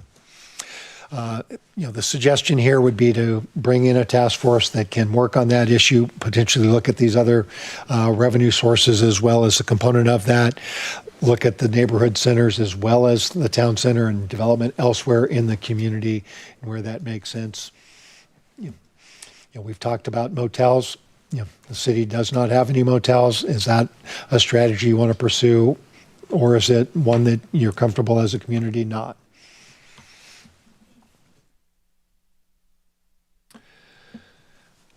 Related to program budgeting, just want to again reemphasize where this program is, set realistic expectations, and what our intent is as we bring this forward. 2026 is the first year in which, staff has been able to put this information, set up the accounting system to be able to track this. It's data that's ultimately being built in real time. Year 27, 28, this will be the first year that you are adopting a budget at the program level. Previously it's been at the department level. The budgets will have both versions, so you have the comparability of, departmental budgets, but you'll have no comparability on the program side of things. The implication, for this is that, this program stuff, you're really setting the foundation and the ability to move forward with trend information. It'll give you that cost visibility, as well as this categorization. There is a full schedule of all the programs, listed in your, or included in your packet. Some of these are very small in nature. One of the, concerns I certainly, as I'm looking at that, and, one of the things, want to talk as you go forward is, are we spending a lot of time chasing small dollars? And if we look at the big picture, the public safety is well over 50% of our costs, and their particular program budgets are them as contract payments. And so we're really getting into a lot of nitty gritty on, maybe too granular on some things, while we're maybe missing, the big picture with some of the public safety programs. So I think that's something, as a balance we're going to have to look at, and it may be something that over time you make some adjustments to. But right now we've got it going forward with the information that has been presented.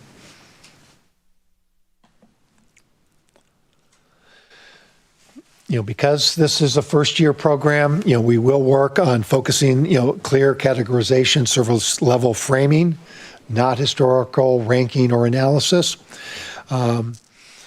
What we're seeking to provide to you is what the program costs are, what those revenues are, in the initial stage, looking at the requirement category. Is this something that is required by state, federal sources? Is it a discretionary, or is it some other measure? And we'll try and keep that at a high level, consistent across the organization. will be looking to develop what is the level of service. And, you may see, like in transportation, like intersection improvements, is it a service A level, B, C, D, F? We're not sure if that's going to be a consistent theme across all service levels. There may be where it's a level 1, 2, 3, 4, 5. We're not sure. That'll be something that is brought forward as we go through this. And we'll also be looking at what is the relative level of effort and cost associated with adjusting that level of service as you go forward. It may be very easy to bump up a level of service, in a given area. It may be very difficult to lower a level of service, and very costly to do so. An example, in public safety, I'll stay out of those examples for right now. I'll just say at a high level, that's what we're going to try and do is present that information back to you so you have some means to measure and benchmark as you go forward. So again, the very first part of this is creating the program budget, giving you the baseline anchored information. There will be some exceptions to this. Communications is one that I think we're going to see an area where we can significantly reduce cost, but maybe just look at it a completely different way. And we'll have more conversation. You'll see some emails related to that here in the next few weeks. Just high level, everyone's able to see this, at a graphical basis. The solid lines, the green represent the revenue, red representing the expense. You can see the crossover under current situation around 2030. The dotted lines representing a fully implemented the cost savings measures and reclassifications, as well as the additional revenues, that being pushed out to 2032. And again, on either the revenues or the expenditures, these are assuming, complete phase in by 2032, not necessarily, immediate. So on the cost shifting, we would expect to go ahead and do that in the, in the proposed budget. On the revenue side, certainly, feedback from you tonight in terms of the appetite for any of that is much appreciated. So again, concurrence with the principles, the 4 items that we talked about, would be very appreciative of, addressing any questions you may have on those and getting, guidance, not looking necessarily for emotion as much as head nods and so forth. And going to leave that to you, in terms of, how official you want that ultimately to be in terms of that direction presented back to staff. Glad to address any questions you might have. All right, Councilmember Boyer will be starting us off. Thank you, Mr. Mayor. Mr. City Manager, I think I'm just, and these aren't questions, but you were looking for direction, so I'm just going to jump to that if that's okay. In terms of the contract growth, I guess it's something to follow up on. Are we bearing a greater burden than other cities on both those? And I think some of my peers might know this, I just don't know that. Are we, for, say, fire, are we bearing a greater burden than other cities are? Either per capita or however you want to look at that. The other, in general, I would say that it seems as if we're just pushing the problem out for 2 years, and it doesn't feel like we're solving the structural imbalance. So I agree with moving things around, but it doesn't. It just seems like it's moving it further out. When it comes to public safety, again, I agree. I think we should stop chasing the small dollars because here's where a ton of it lies. What's curious to me, though, is that these increases are way above current inflation. So it'd be great to know exactly what is in there. And if it's labor agreement overtime, it'd be great to see how that's affecting us. In terms of some of these shifting the monies back to capital projects where they belong, absolutely. And so I think some of those practices are great that we should have been doing all along. I would say that deferring these studies and such, I support that, limiting them, completing where you can internally. In terms of capital, I'm wondering if we should stop taking capital from the general fund altogether, because I think we take out about 8% from that and just let REIT and others take care of that. I also think that I don't think a simple ROI is going to work. I think you need to do net present value. When it comes to near-term revenues. I really am not in support of councilmanic decisions. The reason why I say that is that we have done that, and I think now with the feedback I'm getting, it seems as if the voters want to have a say, and if they have a say in that, I feel more comfortable with that rather than us putting forward any more councilmanic decisions. In terms of the banked capacity, please take that. We should be doing that in these conditions as we should have all along.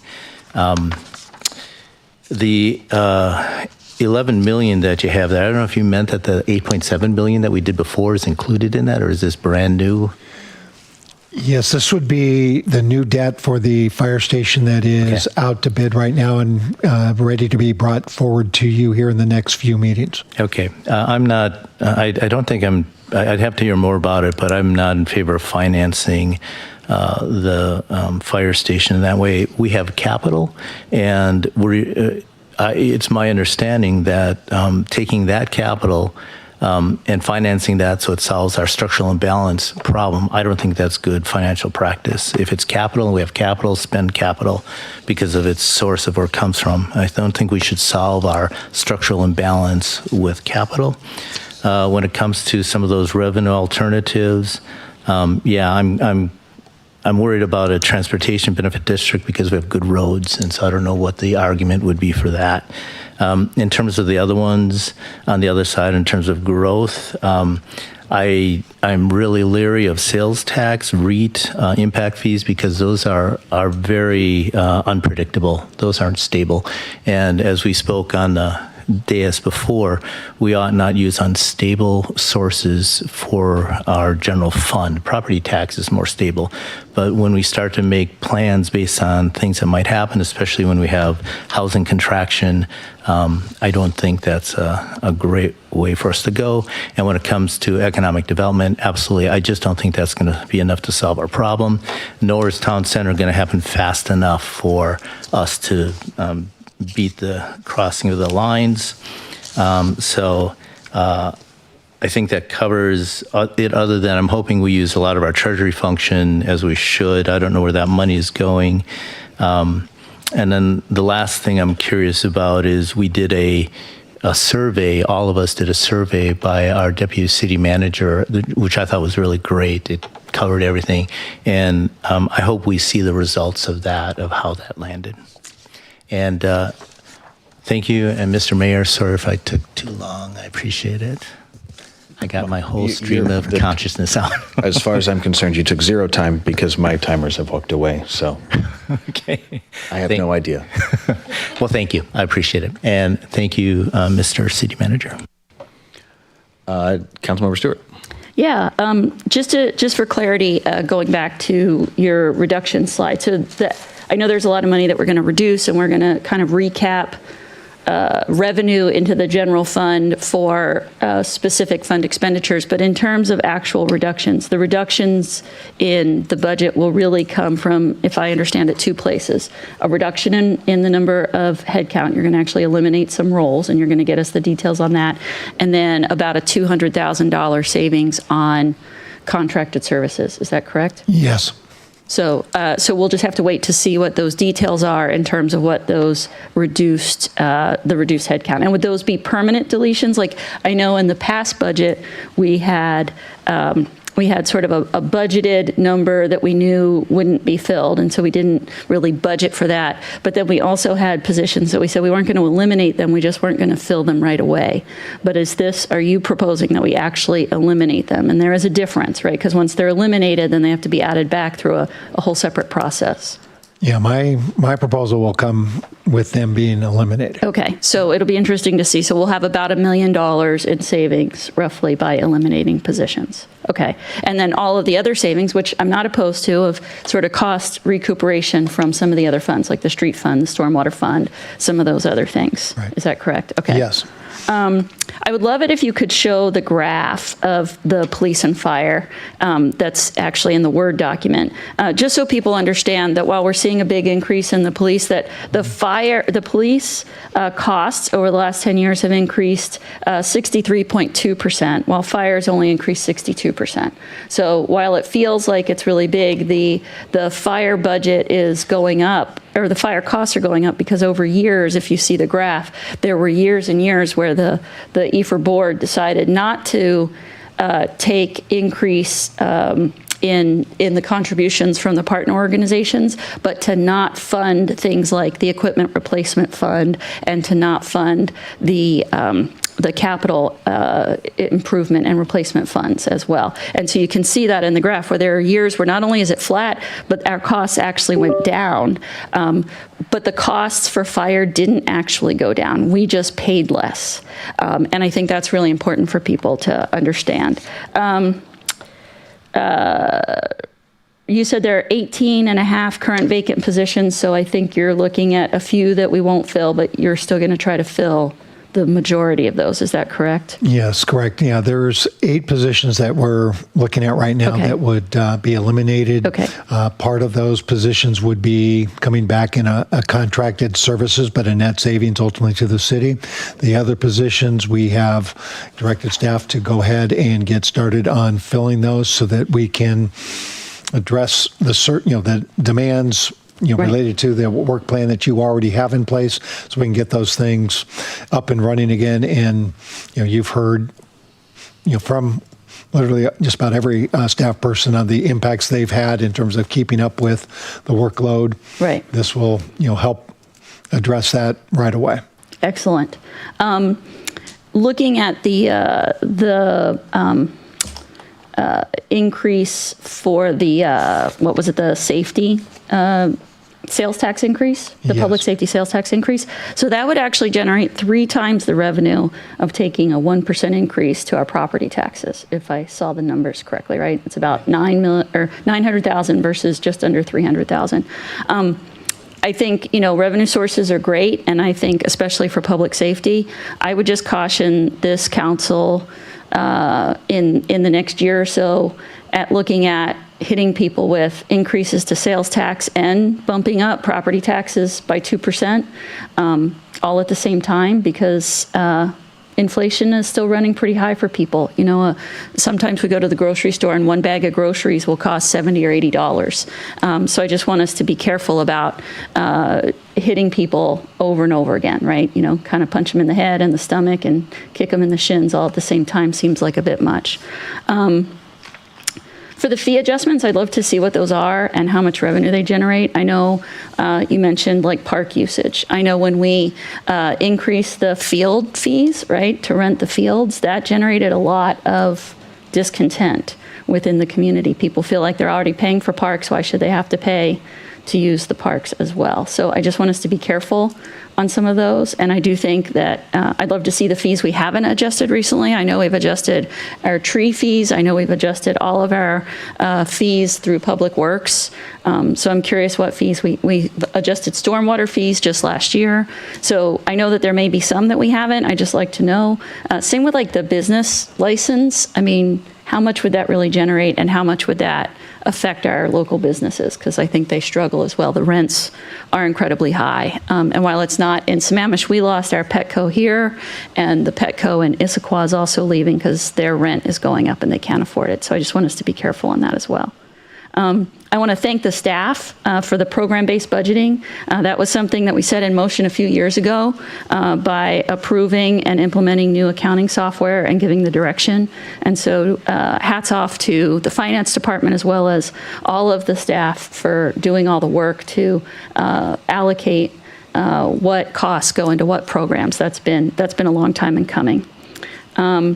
My one question here is what REIT would we use to pay for the debt? So again, I think using debt to pay for capital improvements is a smart thing to do. I know Councilmember Boyer mentioned that if we have capital, we should use it. I don't believe we have a general capital fund. We have a capital fund for streets. We have a capital fund for stormwater. We don't have any other funds for capital improvements. That's why we pay for them out of the general fund where we do all the operations. So, for example, we either pay for the fire station improvement out of the general operating fund, or we go out with debt. There isn't another option, as I understand it. Is that correct? Correct. The state legislature has made it REIT available to fund general government type capital projects. In the past, it was really tied up for parks only or for street. Those restrictions have been, lowered. Right. But it's not like we have a fund just sitting there. We already have our REIT allocated to pay for parks and streets. That's presently, and this Right. is seeking from you guidance in terms of, do you want to go ahead and use that legislative, availability to go ahead and pay general government rather than use your general fund? And this may not be something that happens right away. You have a surplus presently, but do you start to move in that direction?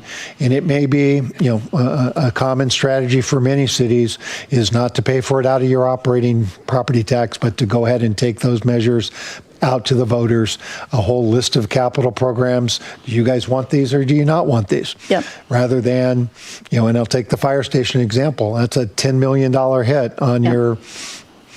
Most places would take that as a voter-approved type of, item back to the, to get funding for it rather than taking it out of their operating money. Got it. So using the debt, is an option. It certainly, and it frees you up as you look at what takes place with EFR going forward. Yep. If it's a new entity versus an ongoing responsibility for the city, and it can be structured in a way that that debt can be transferred, or if it's going to stay with the city, if you want to pay it off, you can pay it off. Yeah, no, I think there's good debt and bad debt, just like at home, right? Most people finance their homes, right? We don't necessarily finance our groceries, but we finance our mortgage, right? And I think that for the city, that also makes sense for these large capital improvement projects. For one, it does spread the costs out over the lifetime of the asset, and it makes sure that the people who are using the asset are paying for it. So if you move away, you stop paying for it. And if you move here and you start using it, you pay for it, as opposed to putting the burden all on everyone just today. So I think that makes sense. I just want to be clear that there isn't some magic capital fund just sitting out there that we could pay for these things out of. There's a fund for streets, there's a fund for stormwater. Everything else is moving money around. It's not that there's funds there to pay for that. So we would have to take the REIT either from streets or the REIT from parks to pay for these other capital projects, which I'm not saying I'm opposed to. I'm just saying there is no capital fund out there. Right. There is, no dedicated capital fund to be paying for general government, type of thing. Stormwater is a fee-supported enterprise activity and ultimately, paid for by ratepayers, which, are basically the same folks that are paying for your property taxes. The REIT is going to come through property sale transactions, and as Councilmember Boyer mentioned, that's an unstable resource, and again, why it's kind of in the capital mode. It's a resource that ultimately can go up and down in your capital program, can be slowed or accelerated based on the activity there. A resource that this goes back to a comment made by Councilmember Boyer is in the growth scenario, one-time sales taxes, associated with development, rather than it being funneled towards operations in the general fund. Those dollars could be, allocated towards a general government capital, funding source. Again, so it's a one-time type of money going to a one-time type of cost, and not being built in and getting folks maybe comfortable with, funding operations with, what is an unreliable revenue source. I think, it may be, this is stating the obvious, but This community is very fortunate. The growth that has happened here, the amount of revenue that was generated through the development activity that has happened over the past 20, 25 years since its incorporation, to have no debt, to have a city hall facility like this, to have a YMCA building like that, to have an MOC like you have, to have a street system like you have, that has the level of improvement that it does have, and certainly there are challenges, to have a stormwater system the way you have, and to have zero debt. Yeah. You are a unicorn. Yes. There are literally no other cities that are going to be in that situation. So in that context, you have, a very good financial situation. Yes, you have the challenges that, we're talking about here on operations. But everyone does. Structurally, you are a very fortunate community to have that. And you're we blessed. have an ending fund balance because of all that money that was generated through that. Yes. That's why we still have, what, 50 or 60 and I think, million as we dollars. look at that ending fund balance, which there is a chart, in a schedule long term that, shows that as a sizable number relative to the fiscal policy. One thing that there hasn't been done is, and I think we would go ahead and suggest this in the budget process, is to move some of those dollars out of the general fund balance into, call it capital investment fund, capital recovery type fund, that is recognizing the depreciation, if you will, of this facility, of the MOC, of the YMCA, so that you do have dollars that are there for major, renovations and or replacements of a roof, or maybe siding, the floor. or well, hopefully we can figure a way to do this floor for a little less money. But major 6-7 figure type items that presently you just aren't.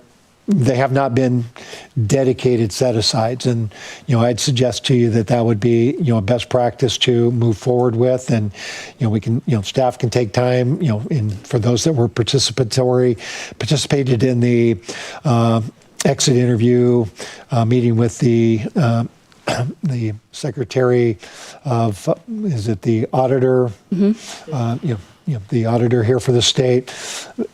They mentioned that, the city's capital assets, there's some additional things that, they can be doing. And Right. I think this is one of those items that you would, take advantage of. And I know Vicky's got her staff already, going in and looking at the details there. And from that information can, ascertain what is a reasonable amount of money, that, could be set aside at this point. And you can then have that information to make a decision whether you want 100% fund it, 60% fund it, set up a program to continue to provide some dollars to it.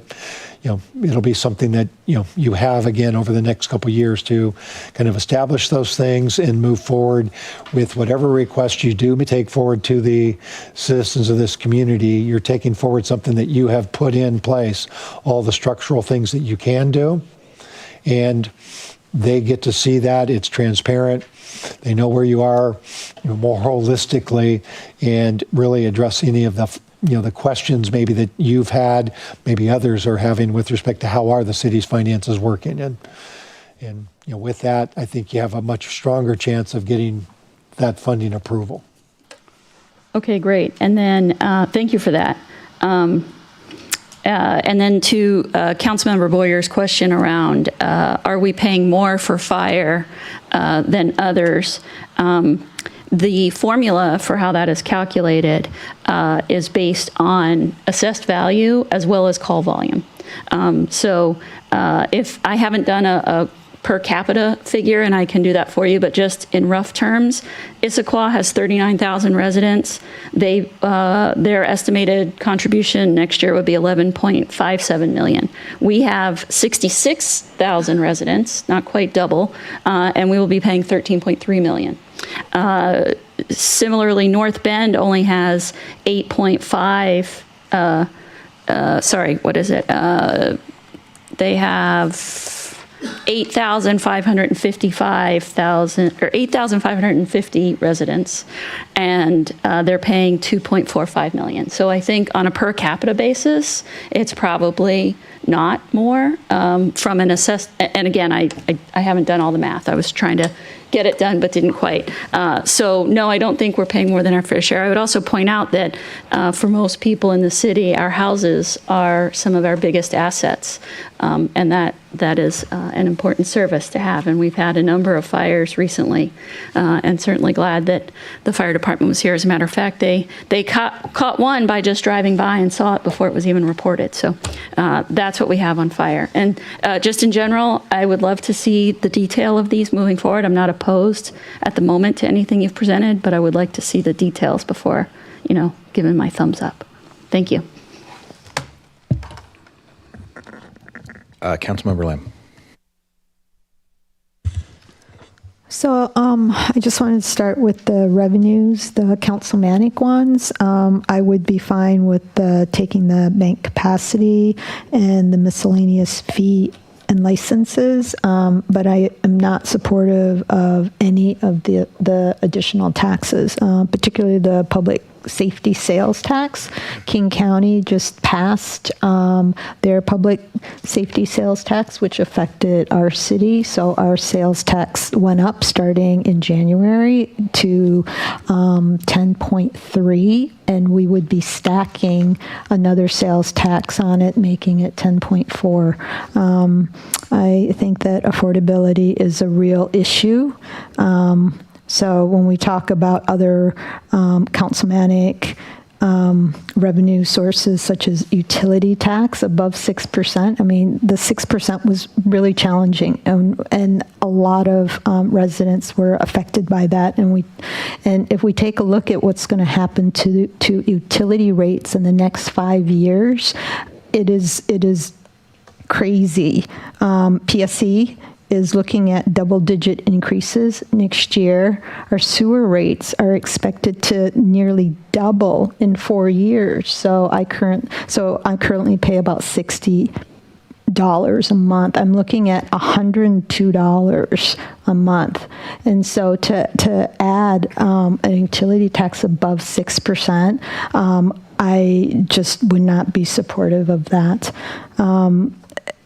And if we're talking about taxes, I really want to emphasize, I want to see more talk about what we're doing for economic development. I don't see anything still in terms of adding houses, talking about town center, which is truly where we need to be going. And that's a policy choice. It's a policy choice to choose not to increase our tax base.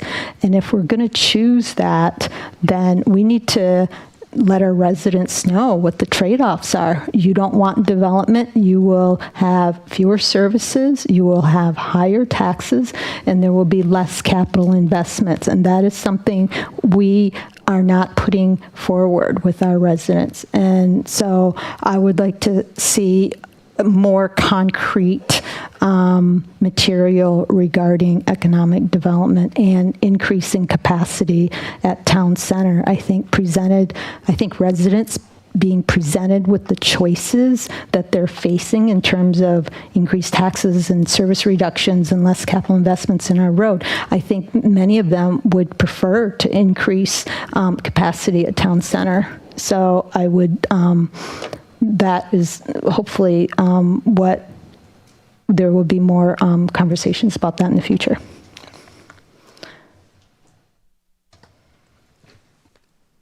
Councilmember Trine. Yeah, thank you, Mayor. I just echo what Councilmember Boyer said, and then I just wrote a couple. Stop taking capital. I agree with them wholeheartedly. Take the bank capacity for sure. The other, and then there was a whole other list, so we can go back and listen to the tape, and I think he pretty much agreed with everything he was saying.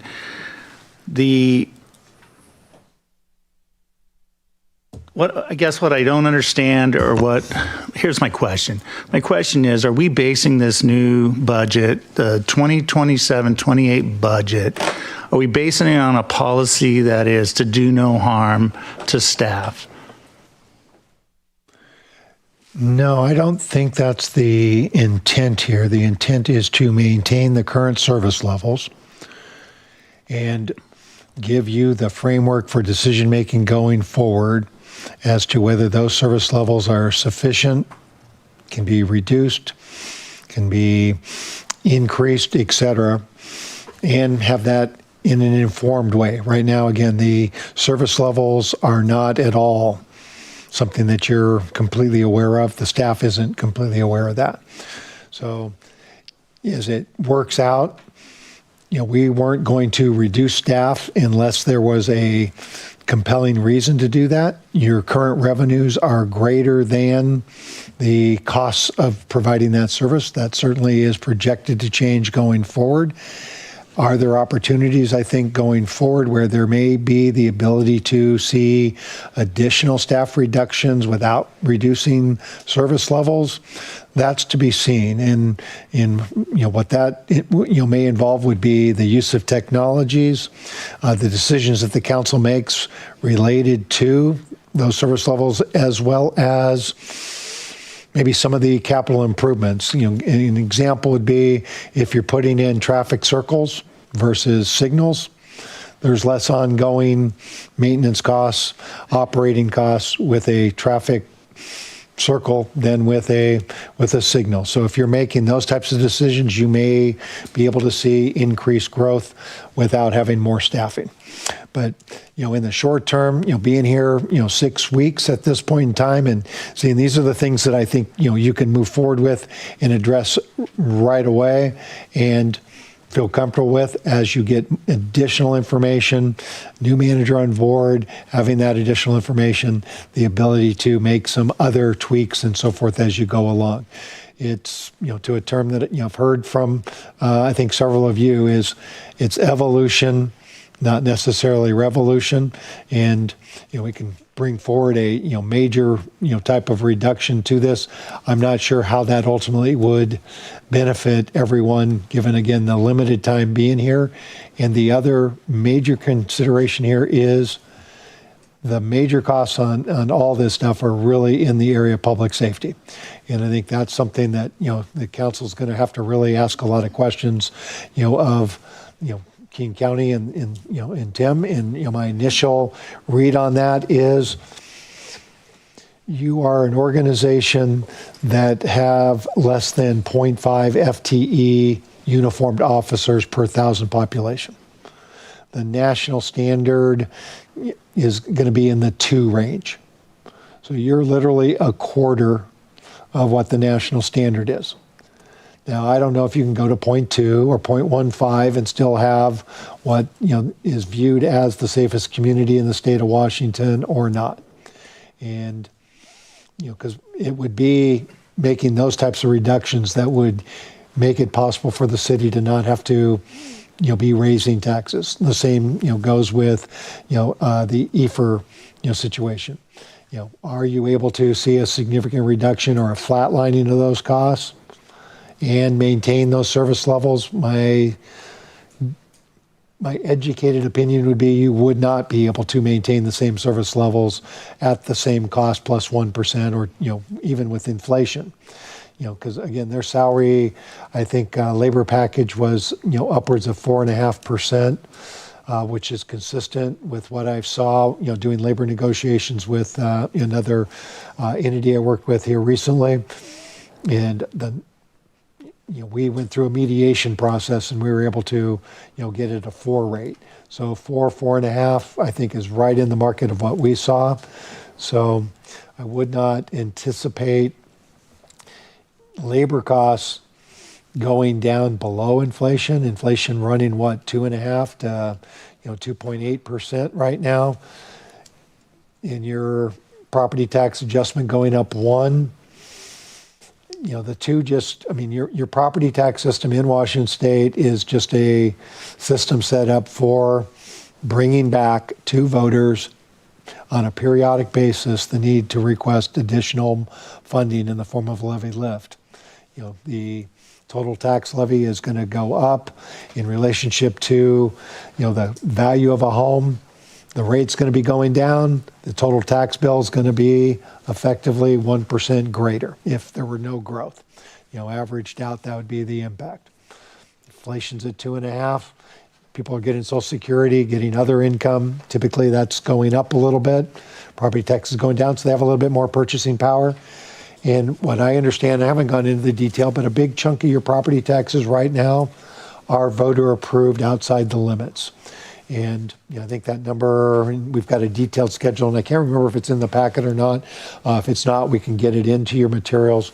But it's, and Councilmember Boyer, I know we talked about it, it's roughly about 50% plus or minus is voter approved debt. And that's voters that, or voter approved operations and or debt. And that's money that the voters have, willingly said that they're willing to pay for. And I think to what I'm understanding Councilmember Boyer to say is a strategy may very well be to figure all this out rather than having, these adjustments here, adjustments there, and so forth, that just bring this to the voters, let them decide on the level of services and so forth, and make the payment through property taxes. I think that's a reasonable strategy, one that we can adjust the work plan to have this be continue on with the conversations of bringing voter approved measure to the taxpayers. Now, whether you want to do that in 28, I think we'll see what happens with the EFR presentation, or if it's something you're able to push out and deal with after that. One thing I would. I'm CPA, I do taxes. I understand that, from a tax code perspective, you can deduct your property taxes. You're not deducting your sales taxes. You're not deducting your fees and charges. So there is potentially to, high income folks like you would have here in Sammamish. My guess is many of them are itemizing their deductions, and there is potential for some benefit back, to that. Although there are, some, SALT limitations on that, but it may have some benefit versus the others we absolutely know aren't going to be, an item unless you're a business. Okay. Thank you, Mr. Mayor. Deputy Mayor. Thanks. So, Andy, the one thing that it looks like you're suggesting that we can move some of these new revenue sources out. They're not like immediate things to put on the ballot. And so I know that at least among the members of the public that I, know and chat with, they want to see what we're doing to improve efficiency and reduce the level of service in the city, to save money before they want to pay for more taxes. And so I know you say here that you don't have that information right now, and there's more work that needs to be done, but can we at least be cognizant that we need to evaluate the levels of service before we go asking for voter approved tax? And I'll just cite one example. We know already that our pavement standards are, Mercedes level, and we could probably do just fine with a Toyota. So that was one that we've talked about multiple times over the last years. We've looked at the pavement situation, and I get that it's work to try to figure out how to measure level of service on everything, but surely we have some that we already know that we could modify our maintenance plans and reduce the cost. So that's my only. Most of the comments that have been made by the council members, I think that was a really good discussion. I agree with 90% of what people had to say. So I just want to add that level of service tweak before we start asking for voter approved money. Yeah, thank you. And I think it does make a lot of sense to better understand that level of service and what the implications are in terms of if there were a small reduction in that level of service, what would the savings be? Versus, there may be, certain circumstances where you're wanting an increased level of service, and what might the cost ultimately be for that? And having that understanding as you're going out to voters, I think makes, a lot of sense. Versus right now, we can have the discussion in a year. You might know a little bit more. But my guess is you're not going to know a whole lot more. This type of analysis takes a little bit of time. There's a staff buildup that is taking place. You're going to hear from staff here in a little bit. The person that's involved with this presentation, been here since April, and so you're on ramping up people. You're going to ramp up a number of folks, having them be able to provide you with better information and also to become efficient, right? I mean, you're going to be fairly inefficient, in your first several months on the job. And as you get into position and are here a little bit longer, those efficiencies should start to happen. We've talked about the use of AI and how that may be able to help, do, a number of tasks. There's some software stuff that we're talking about that'll be in the budget that could, conceivably, help significantly in the cost area on your public records requests that would open up and provide a whole lot more transparency to the public in terms of what you're doing. But those are all things that are unknown items right now. We think there's going to be benefit to those. We think there's going to be savings ultimately to happen. But what those are and how much they are, it's going to take a year, 2 years to ultimately see the results of that work.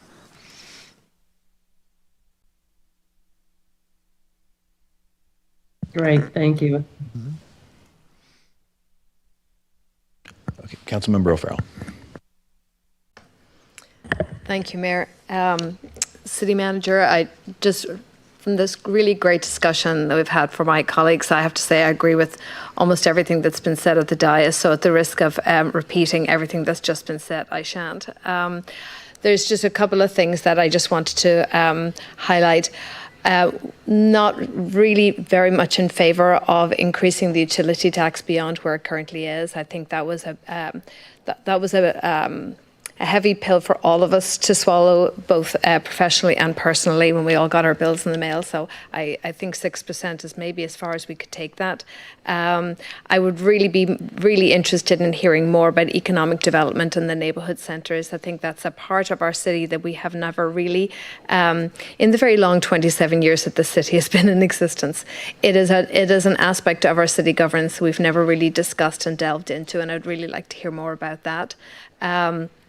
I'm also interested in the financing behind the fire station project. I think that's something as a council we have never discussed either. And as you said, we have zero debt as a jurisdiction, which is, and I like the idea of us all being unicorns. I think that was kind of fun. And I think one thing that's becoming apparent from this discussion is that as an entity, we have very few levers that we can pull in order to generate more revenue or to cut costs, because costs for the city and for all of us as individuals are rising at a terrific rate. And it is really hard to keep up with the increased cost of everything. And I know individual residents were all feeling the pinch of that. Some of us are in a position where we're paying for the generation below us and the generation above us. And those costs just seem to be ever increasing. Every time my daughter says, "Hey, Mom," I know that means she wants more money. So budgets are definitely strained for all of us. So I'd like to hear more about those alternative ways like economic development, neighbourhood centres. But I just want to thank my colleagues tonight. That was a really positive discussion, and I liked everything that I heard tonight about how we feel about where we're spending our public dollars and really trying to get the best out of everything. Andy, thank you so much for your presentation. I appreciated some new alternatives that you presented to us that we had not seen before. So thank you for that. Okay, so I will go, and there's been a couple comments about how everyone's agreed with what others have said, and so this might spark some disagreement here. We'll see. As far as the taxes go, the options on the table, I'm going to be generally supportive of looking at any of them, so long as we've done the homework needed to build trust with the community about why they are needed. I think we have a responsibility, and we have councilmanic options in front of us to take a hard look at that. We've got increasing costs on our public safety element that we have very little to no control over. And the legislature has given us one opportunity here before the end of 2028 to increase sales tax to help offset the cost of the increase in public safety. local government accounts in sales tax, I think it's 0.86% of the sales tax collected and roughly 11% of the property tax collected. And because we are the closest ones to the individuals that we see every day, we are the ones that get yelled at when the tax bill comes due. But we are a very small portion of the tax bill that is actually owed. So I think it becomes our responsibility to be even more transparent with the public about why these dollars are needed from them. And they can make a choice whether that's true or not. But I think importantly, and I've spoken to you about this, is that if we are going to do these councilmanic options, we have to be very clear with the public about what we've looked at to cut or not cut and why. And if we do that, I'll be very open to looking at several of these funding options. But I think the biggest thing we have to do with the public is build trust that the money that we're using is being used well. And whether our fault or not, I don't think that trust in government exists right now, and we need to do our part to make sure that at least this council is trusted when we come forward with the voters and telling them that we need to raise some of that money. The reason I support generally the smaller dollars, which are small bites at the apple, is because so much of our revenue in this city is property tax. The more that we can diversify our revenue, the less hard we'll be hit every single year as inflation hits. So that's why I support some of these other smaller items. While they are small pieces, they spread the pain around of the tax increases, whether that is in the amount of money people spend when they're going shopping, or our business community, of which I am a member, or of the people who might be speeding down the roads and diverting police attention from worse crimes. That's why I support the smaller revenue sources and why I think we should continue looking at them closely. I support the financing for capital projects. I think as we're looking at that crossover point, and we've got this big general fund, that we should, when we look at the financing, look at ways, these are taxes that people have already paid. So whether we're using that money to put into building replacement funds or capital projects for buildings, or using it as some sort of taxpayer stabilization account, so we can show the voters that the money they have already paid in taxes, we are using to smooth over the rate of increase that we're going to have to put forward to them. But we need to make it clear that we're not just pulling from savings, that we have made a strategic choice about how to use this tax money they have already spent, had already given to the city, but we did not need at that time. So we just need to be very clear about how we're doing that and how we're smoothing, how we're lessening the rate of increase there. So I don't know how well that answers all of your questions. The last thing I will say, I am supportive of an economic development task force or commission if we tack on a budget focus with it, because those two are combined together. And the amount of trust that we are able to build with the community when we can say, we had the Parks Commission or the Planning Commission look at these options, and these individuals who are not collecting a paycheck, whatever the size, who are dedicating their volunteer hours to this sort of thing, there's extra trust that's built when they come in and say, we've also looked at this and think this is the way to go. There's an extra set of eyes on it. I think that's an important part. And I think that if we do an economic development task force, budget review should be part of their job. And that is the end of my comments. Thank you very much. Councilmember Stewart. I'm sorry, Councilmember Boyer was up first. Thank you, Mr. Mayor. Mr. City Manager, just to clarify, just if I could get this straight, again, what I see happening is it's pushing it out 2 years and it's not solving the problem permanently. So I'd like to find some way to solve it permanently. I know this buys us some time, and that's great, but I think it's our responsibility to do that. Second is, I think that it's the voice of the resident that I want to hear most of, which is why I'm not in favor of the councilmanic changes. And I include the debt in that. I'm not against debt. I'm just saying I don't want it to be councilmanic. And if the voters vote for the debt, then they have a say in what happens to them. So I think, though, when I look at this problem, it's quite large. This is not, we haven't just, some of the other cities I talked to, they can do a few things and they're fine. Even the school boards that just had problems, they made a 1% adjustment and they were fine. Lake Washington and Issaquah School District. So if we don't shrink or do something from productivity, if you don't right-size services, I believe that we're going to have some type of voter-approved revenue source that we need to bring to them and get that question answered. I think everyone here brought up examples of doing so. Councilmember Lamb did, Stewart. I think we all had these things, and I don't want to do that without the voice of the resident. Thank you. Councilmember Stewart. Yeah, I don't know, Mr. City Manager, if you've gotten clear direction. I've heard a number of people say we need to find efficiencies, we need to find cuts, we need to cut things. But I think that if that's what people think we can do, I feel like that they should be providing examples of what those are. I know that there was an impression that previous councils haven't done all of that and that we haven't looked for ways. And I think you've already done, you've looked at doing a reorg and potentially being able to eliminate some positions. I think that's great. But I mean, and it's great, we saved $1 million, that's not nothing. But we're not going to save, $10 million a year by cutting things. I mean, what do people think we can cut? What do they think is not necessary or not strongly desired that makes this community this community? What are those things? I mean, we keep asking the staff to go back and squeeze water from a stone, and I think it's our obligation to provide some suggestions on what those are, because I think staff has come back to us with, this is what we can do.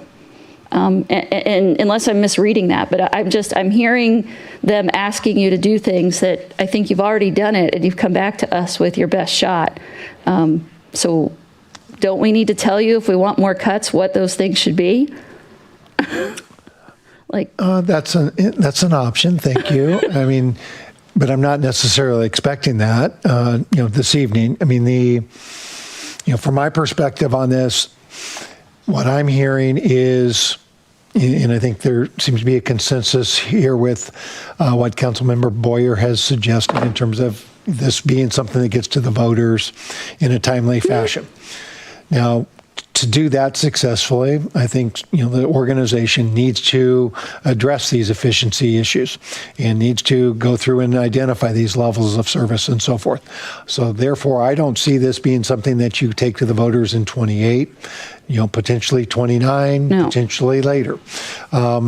But we can't wait till then to take action. I mean, to do things like, we still have to make decisions today and do some things now, because we don't want to wait to go to the voters in 28 or 29. And if that fails, now we're in a dire situation, right? And so that's where things like I just feel like taking debt for capital, that is a very, that's not a bad practice. That is a very smart financial practice in most instances. It's not an across the board, but in many instances, and particularly in this one, I don't think we have to go to the voters to take out debt on this fire station. There are a number of reasons why it makes sense to do that, not the least of which is some of the changes that may be happening within EFR. So I feel like some of this, while yes, we should hear from the voters, but part of it is our responsibility to have to make some of these decisions. If we wait to take everything to the voters, first of all, that's very costly.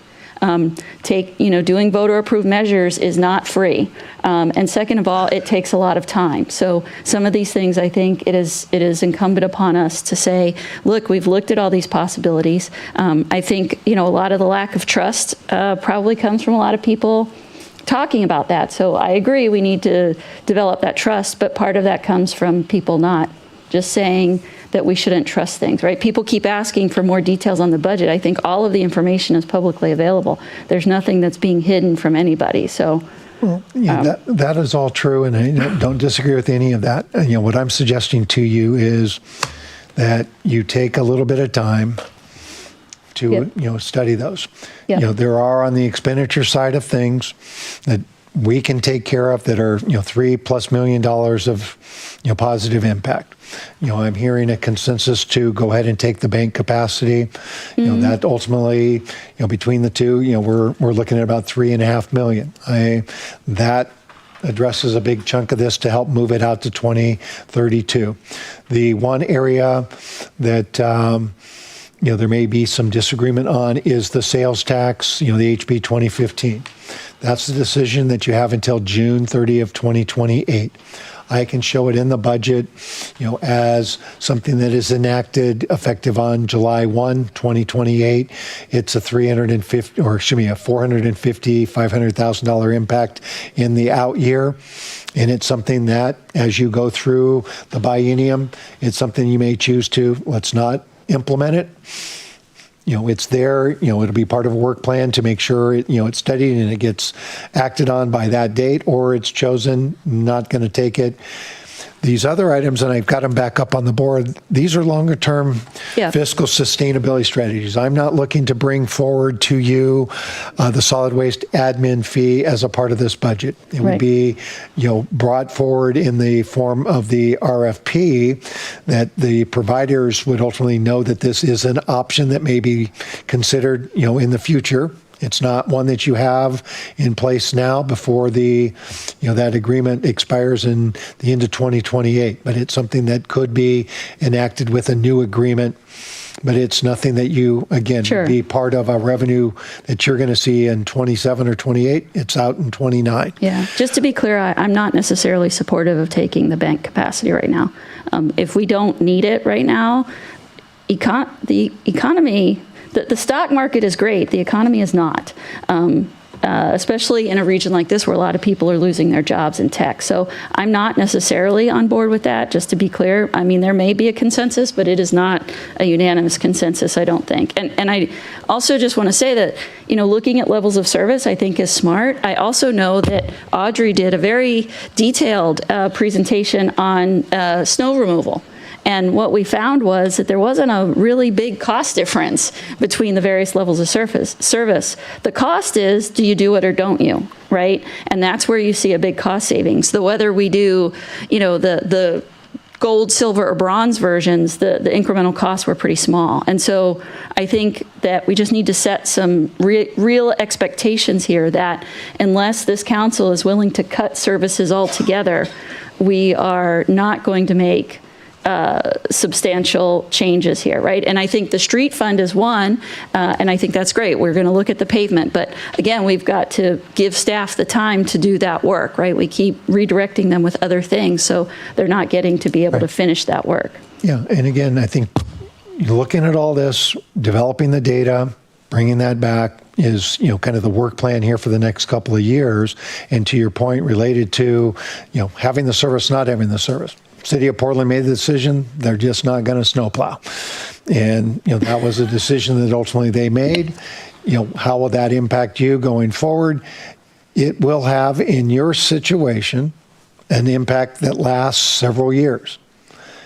You will, under the current situation, no matter what you do, you can cut your services all the way down, keep cutting them, keep cutting them, keep cutting them. You will eventually have to go back and ask voters for money unless you just shut down the government. And that's just the nature of how your system is set up with the 1%. I think from a cultural standpoint, in every community I've worked in ends up with their own culture. They all have their unique identity. This is how they do things. Your culture may very well be, you're going to be going out for these levy lifts, as an example, every the state legislature has extended it to be a 10-year. You're doing your evaluation and you're doing a midpoint projection and saying, okay, we're going to do a levy lift that we're going to have surplus in the first 5 years. We'll build up surplus and we'll spend that down over the next 5 years after that, or something along those lines.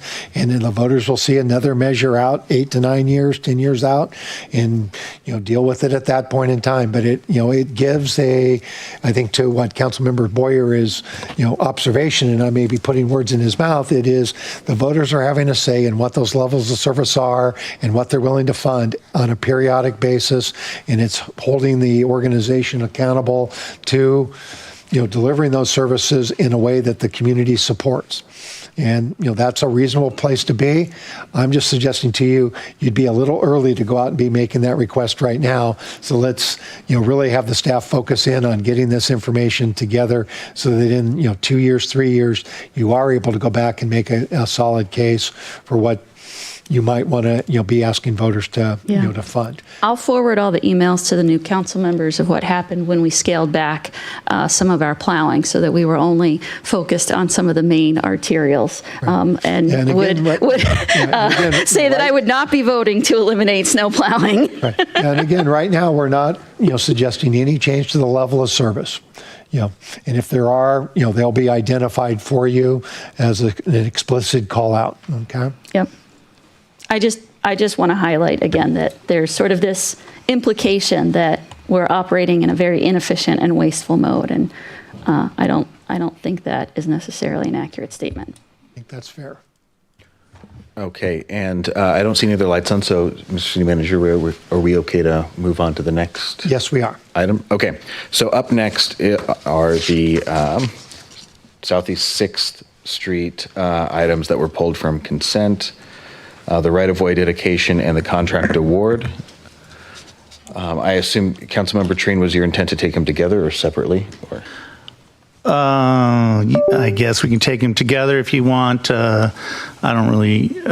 Here's the challenge that I have, is that the rules state that we can't do abstention, that you have to vote on everything. The problem is that we also have Robert's Rules of Order that we actually follow, and in that it says on a consent item that you can't vote no on a consent as a full group. And so I pulled these two items because I do not plan on supporting either one of them. And I have not supported the way we've handled Southeast 6th Street from the very beginning, and then on top of that,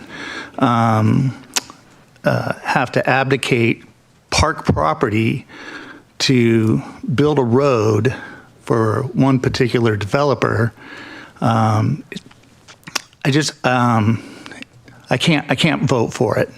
So at this point, I pulled those because I'm a no vote, which means it's not consent. Thank you. Okay, thank you. We can. We don't know. We just need a motion, and we should take these separately. So first would probably be the right-of-way, the order it's in the consent. So a motion for the right-of-way dedication, and then contract award.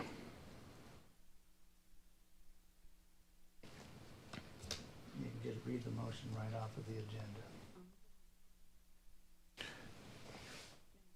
agenda. Absolutely. I move that we approve the right-of-way dedication for the 6th Street Improvements Phase A project. Second. It's been moved and seconded. Councilmember Stewart, would you like to speak to your motion? We have a contractual agreement that requires us to do this. We are legally obligated to do so. End of story. Okay, I don't see any other lights. So with that, we will vote on the motion. Debbie. I'm sorry, Deputy Mayor. Thank you. Yeah, I just want to point out, I will be supporting the motion, but I just want to point out that I do not support the continued extension of 6th Street. And I would like to have a further conversation about this project when we get to the capital budget. I don't believe that's relevant to the current motion, right? This is just for the part that is part of the development agreement. I'm just saying I'm going to support it, but I am not supportive of the other extensions, and we will deal with that when we get to the capital budget. Okay, so with that, we will take a vote on the motion as presented for the right-of-way dedication. All those in favor, please say aye. Aye. Opposed? Nay. Motion carries 6-1. And then I would entertain a motion to approve the contract for the Southeast 6th Street Improvement Project. Councilmember Stewart. Sure. I move that we authorize the city manager to execute a contract with R.W. Scott Construction for the Southeast 6th Street Improvements Project in the amount of $991,743.25 and authorize a 15% contingency of $148,761 for a total authorization of $1,148,504.25. The most important part of that. Second. Motion. All right, it has been moved and seconded. Would you like to speak to your motion? Yeah, I just want to say that this has been something that's been a long time in coming. The changes that we made for this had some very significant environmental improvements in shifting this road around. We were able to shift some stormwater features that not only will improve or increase the green space, reduce the impervious surface, but will also, since we're talking about operations budget, will decrease the cost of ongoing maintenance on some of these stormwater features for the lifetime of those stormwater features. So just for those who have some heartburn about this, this was all done not to benefit a single developer, as was mentioned, but to benefit the community. And the changes that are being made to connect, to keep a connection across into the parks is also very critical. So having some of those sidewalks will improve pedestrian and bicycle safety, which was also a conversation this evening. Thank you. Councilmember Trine. Yeah, so we also need to be aware of that we took out a 120-year-old tree right out of our own park. We're also advocating land that we didn't need to do if the whole project had been built on the Brownstone's east and west property, and we lost parking space. And let's just be honest about what's going to happen in the future with the development that's gone on with the lack of parking there, is that the parking spaces that were already open for the public will now be used up by residents who will be moving in. So it wasn't a complete benefit to the city. Thank you. There are no other lights on, so with that, we will vote on the motion on the floor. All those in favor, please say aye. Aye. Aye. Opposed? Nay. Motion carries 6-1. Okay, thank you, everybody. And we have reached the end of unfinished business, and if there are no objections, I think we should take a 5-minute recess and come back at 8:40. No objections. Okay, we are at recess.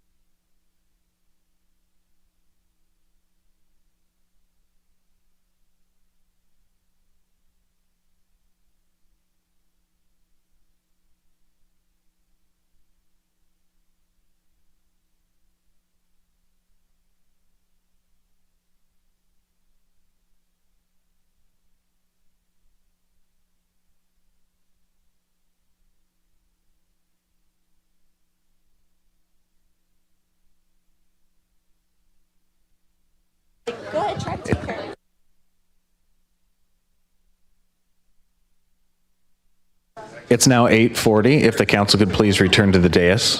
Hey, Audrey.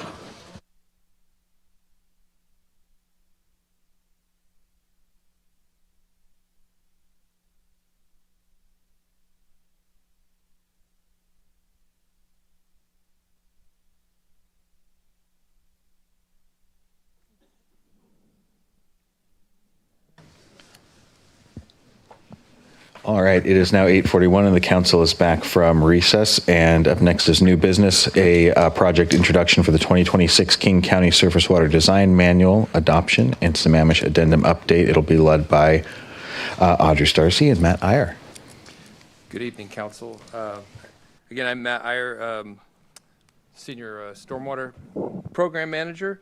And this evening I'm going to be introducing the 2026 King County Surface Water Design Manual adoption and Sammamish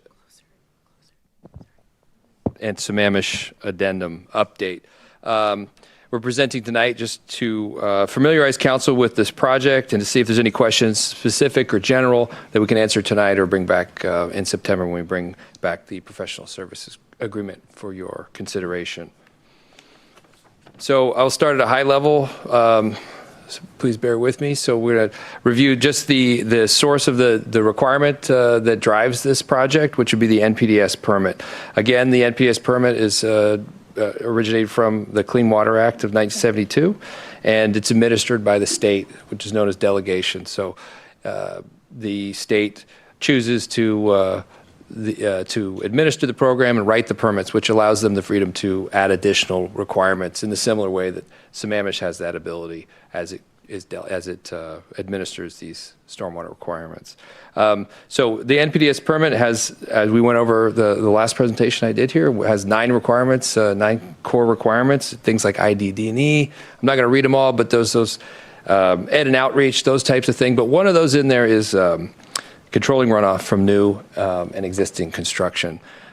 That's one of the elements, and that's what brings us here today. So within that section, controlling runoff, it prescribes that one of the main tenets of this section is that cities and towns have to adopt a design manual for the construction of new and impervious surfaces. And within the manual, it specifies Ecology's manual or equivalent. And for the city of Sammamish, that's the King County manual. In many cities, whether they adopt the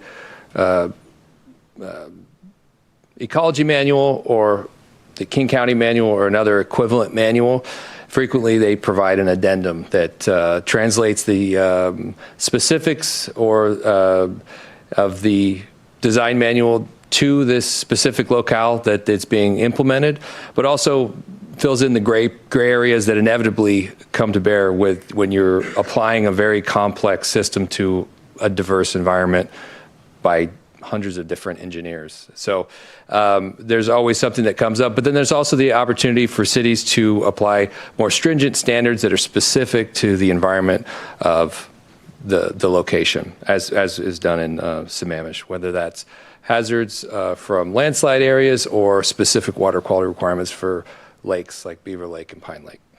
And that's administered through the city code, which also implements enforcement programs as well. And then there's some overlap with the public works standards, which is occurring concurrently to this process.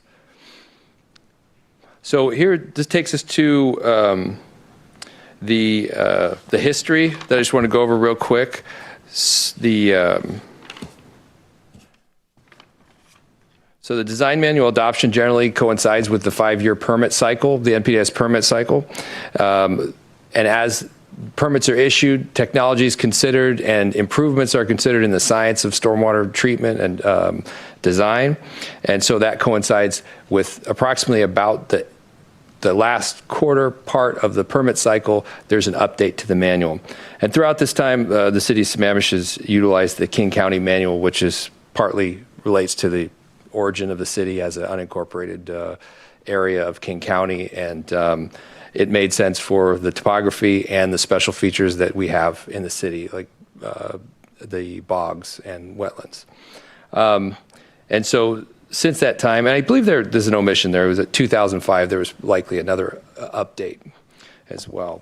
And so with each update, the city has used this manual adoption process as a comprehensive review or robust audit of its code, policies, and addendum, not only to meet the regulatory requirements, but to advance city environmental goals and to ensure responsible stewardship of a complex stormwater program. With this project, that is currently the intent, to continue that level of service previously prescribed. For the project team, we have our newish senior stormwater engineer who's doing a great job. We're really excited about having her at the helm for this project. Osborne Consulting is who we're currently working with to hopefully finalize the scope and fee by tomorrow, so it's ready for consideration on the September 1st docket. And of course, calling out here the key stakeholders being the Community Planning Commission, City Council, and city staff, because it's a great time to not only incorporate new requirements, but also to identify improvements, whether that's policy or process improvements, because the addendum is a really great place to hone our focus in terms of the development process and the singular voice that we want to speak with to staff and eventually to the public.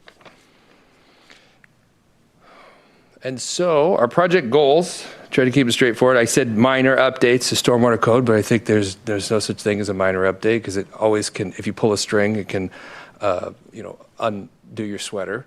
So to update the code, adopt the King County Surface Water Design Manual, the current one, which would be 2026, and then revise this Sammamish addendum accordingly to continue to meet those goals.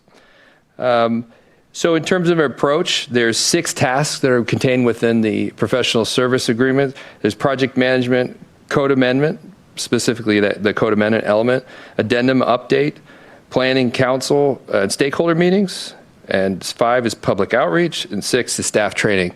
And all those are very important elements, and together they represent approximately 1,000 hours of work that is being delegated to a consultant. So that is time that staff can manage that product, but also maintain their current responsibilities and roles, whether that's project management or program management or execution of other city duties. And is there any questions? There are no questions. Correct? Run. I think we're done, unless there's more. No. Okay. Sure. Thank you very much. Thank you.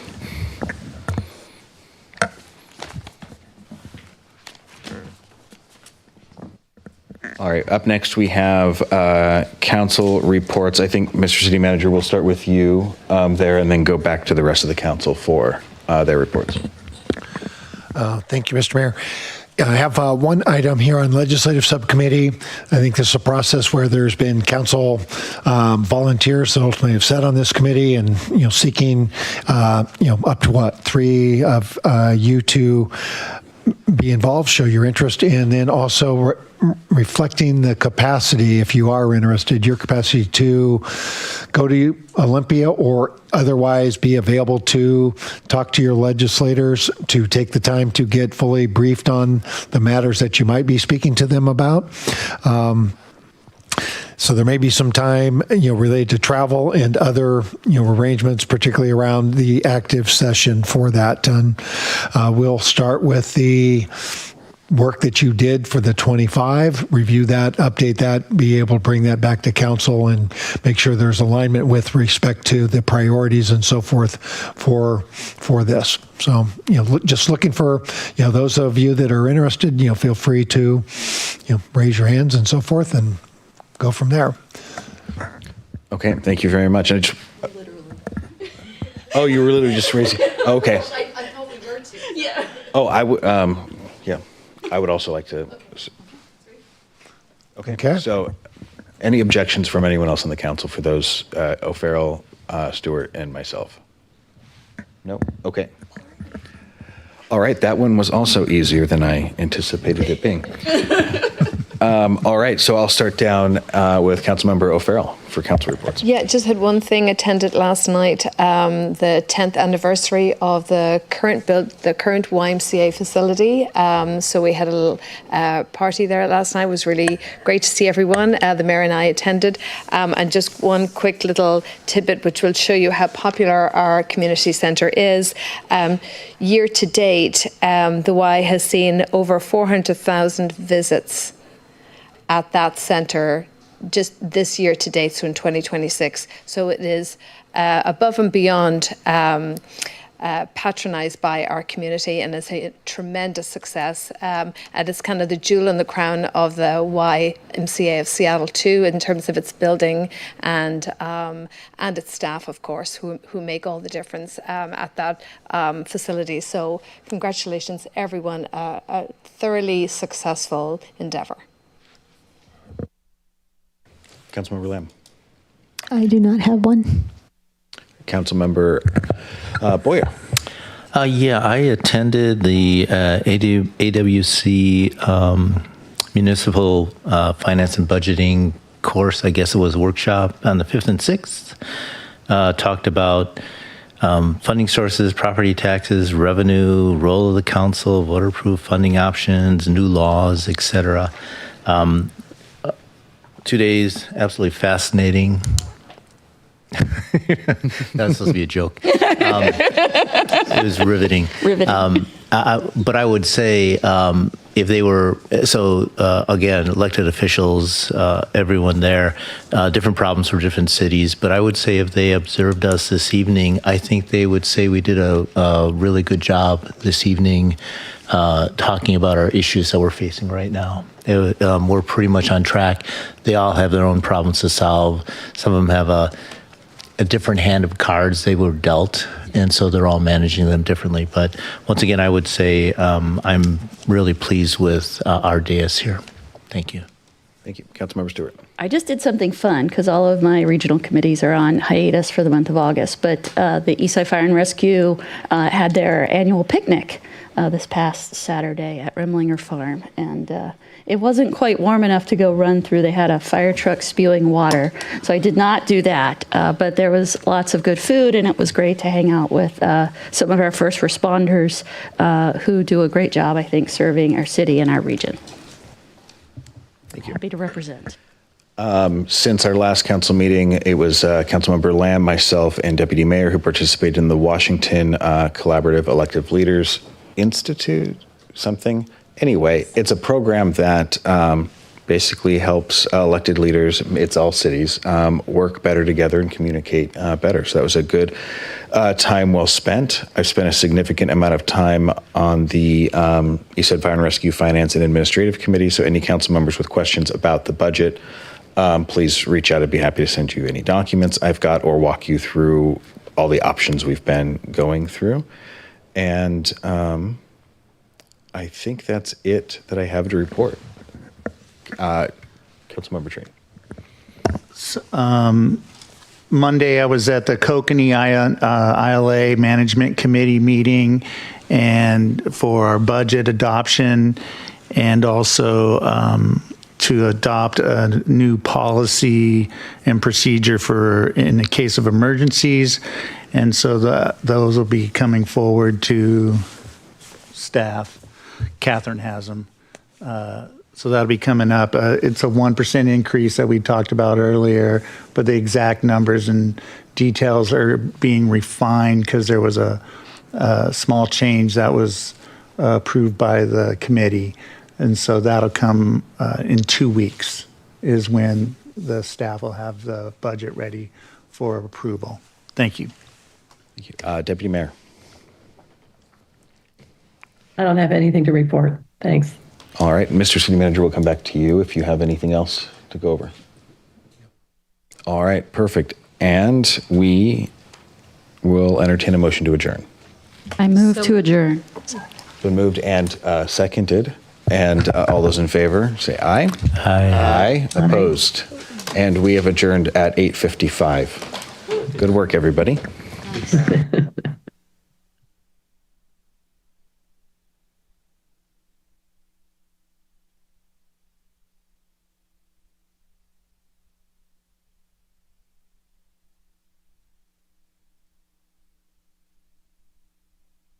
spend. So all of our fire and police spend, our emergency management spend,